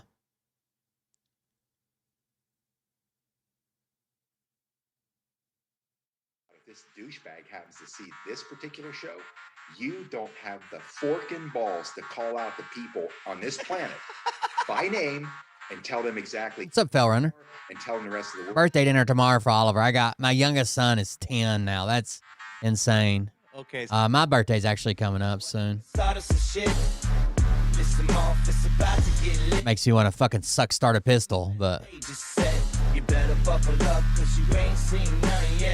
whatever. I think I started some shit. Piss him off, it's about to get lit. Get the place in the beds, you know that stage is set. You better buckle up, cause you ain't seen nothing yet. And they say that I'm a lunatic. Well, listen, bitch, I came equipped with a quick wit and a 6th sense for the stupid shit. Where my true believer? Y'all need Jesus. Praise the Lord, head to the extreme. All these false fucking prophets who profit off of gossip. Worshipping drums, cocking, begging for a throat deposit. Swinging fucking meat hammers like fool in a thong. He's strapped to the shaft, eating his chest like he's King Kong. Starving for attention, I'ma make your gut burst. I'll be your huckleberry, I can quench that thirst. Baby eating lizard people, alien sex. What's next? Trump in a dress, fucking Flynn on his desk. A retard in a vest, climbing up 5G towers. Cause you told him if he did, he'd get fucking superpowers. Here we go, I think I started some shit. Piss him off, it's about to get lit. Get the place in the bets, you know that stage is set. You better buckle up, cause you ain't seen nothing yet. Here we go, I think I started some shit. Piss him off, it's about to get lit. Get the place in the bets, you know that stage is set. You better buckle up, cause you ain't seen nothing yet. I used to find clues too when I was high on shrooms. I found myself a tunnel that led to Jason Q's bedroom. Open his closet, I found some of his meat rockets. I strapped them to my shoes and then I flew through the roof. I found myself in orbit strapped to an F-16. High on amphetamine with Trump in between. Put on a light coat of baby oil and saluted the troops. He tapped me on the shoulder and said, "This is gonna be it." Wait. Stop. What? I'll get my files. Wait, what are you doing? Stop. Hold on. Fucking stop. Dude, come on. Seriously. This is my mom's an alcoholic. Oh, give me a... Oh, my God. Damn it. Here we go. I think I started some shit. Piss him off. It's about to get lit. Get the place in the bets. You know that stage is set. You better buckle up, cause you ain't seen nothing yet. Here we go. I think I started some shit. Piss him off. It's about to get lit. Get the place in the bets. You know that stage is set. You better buckle up, cause you ain't seen nothing yet.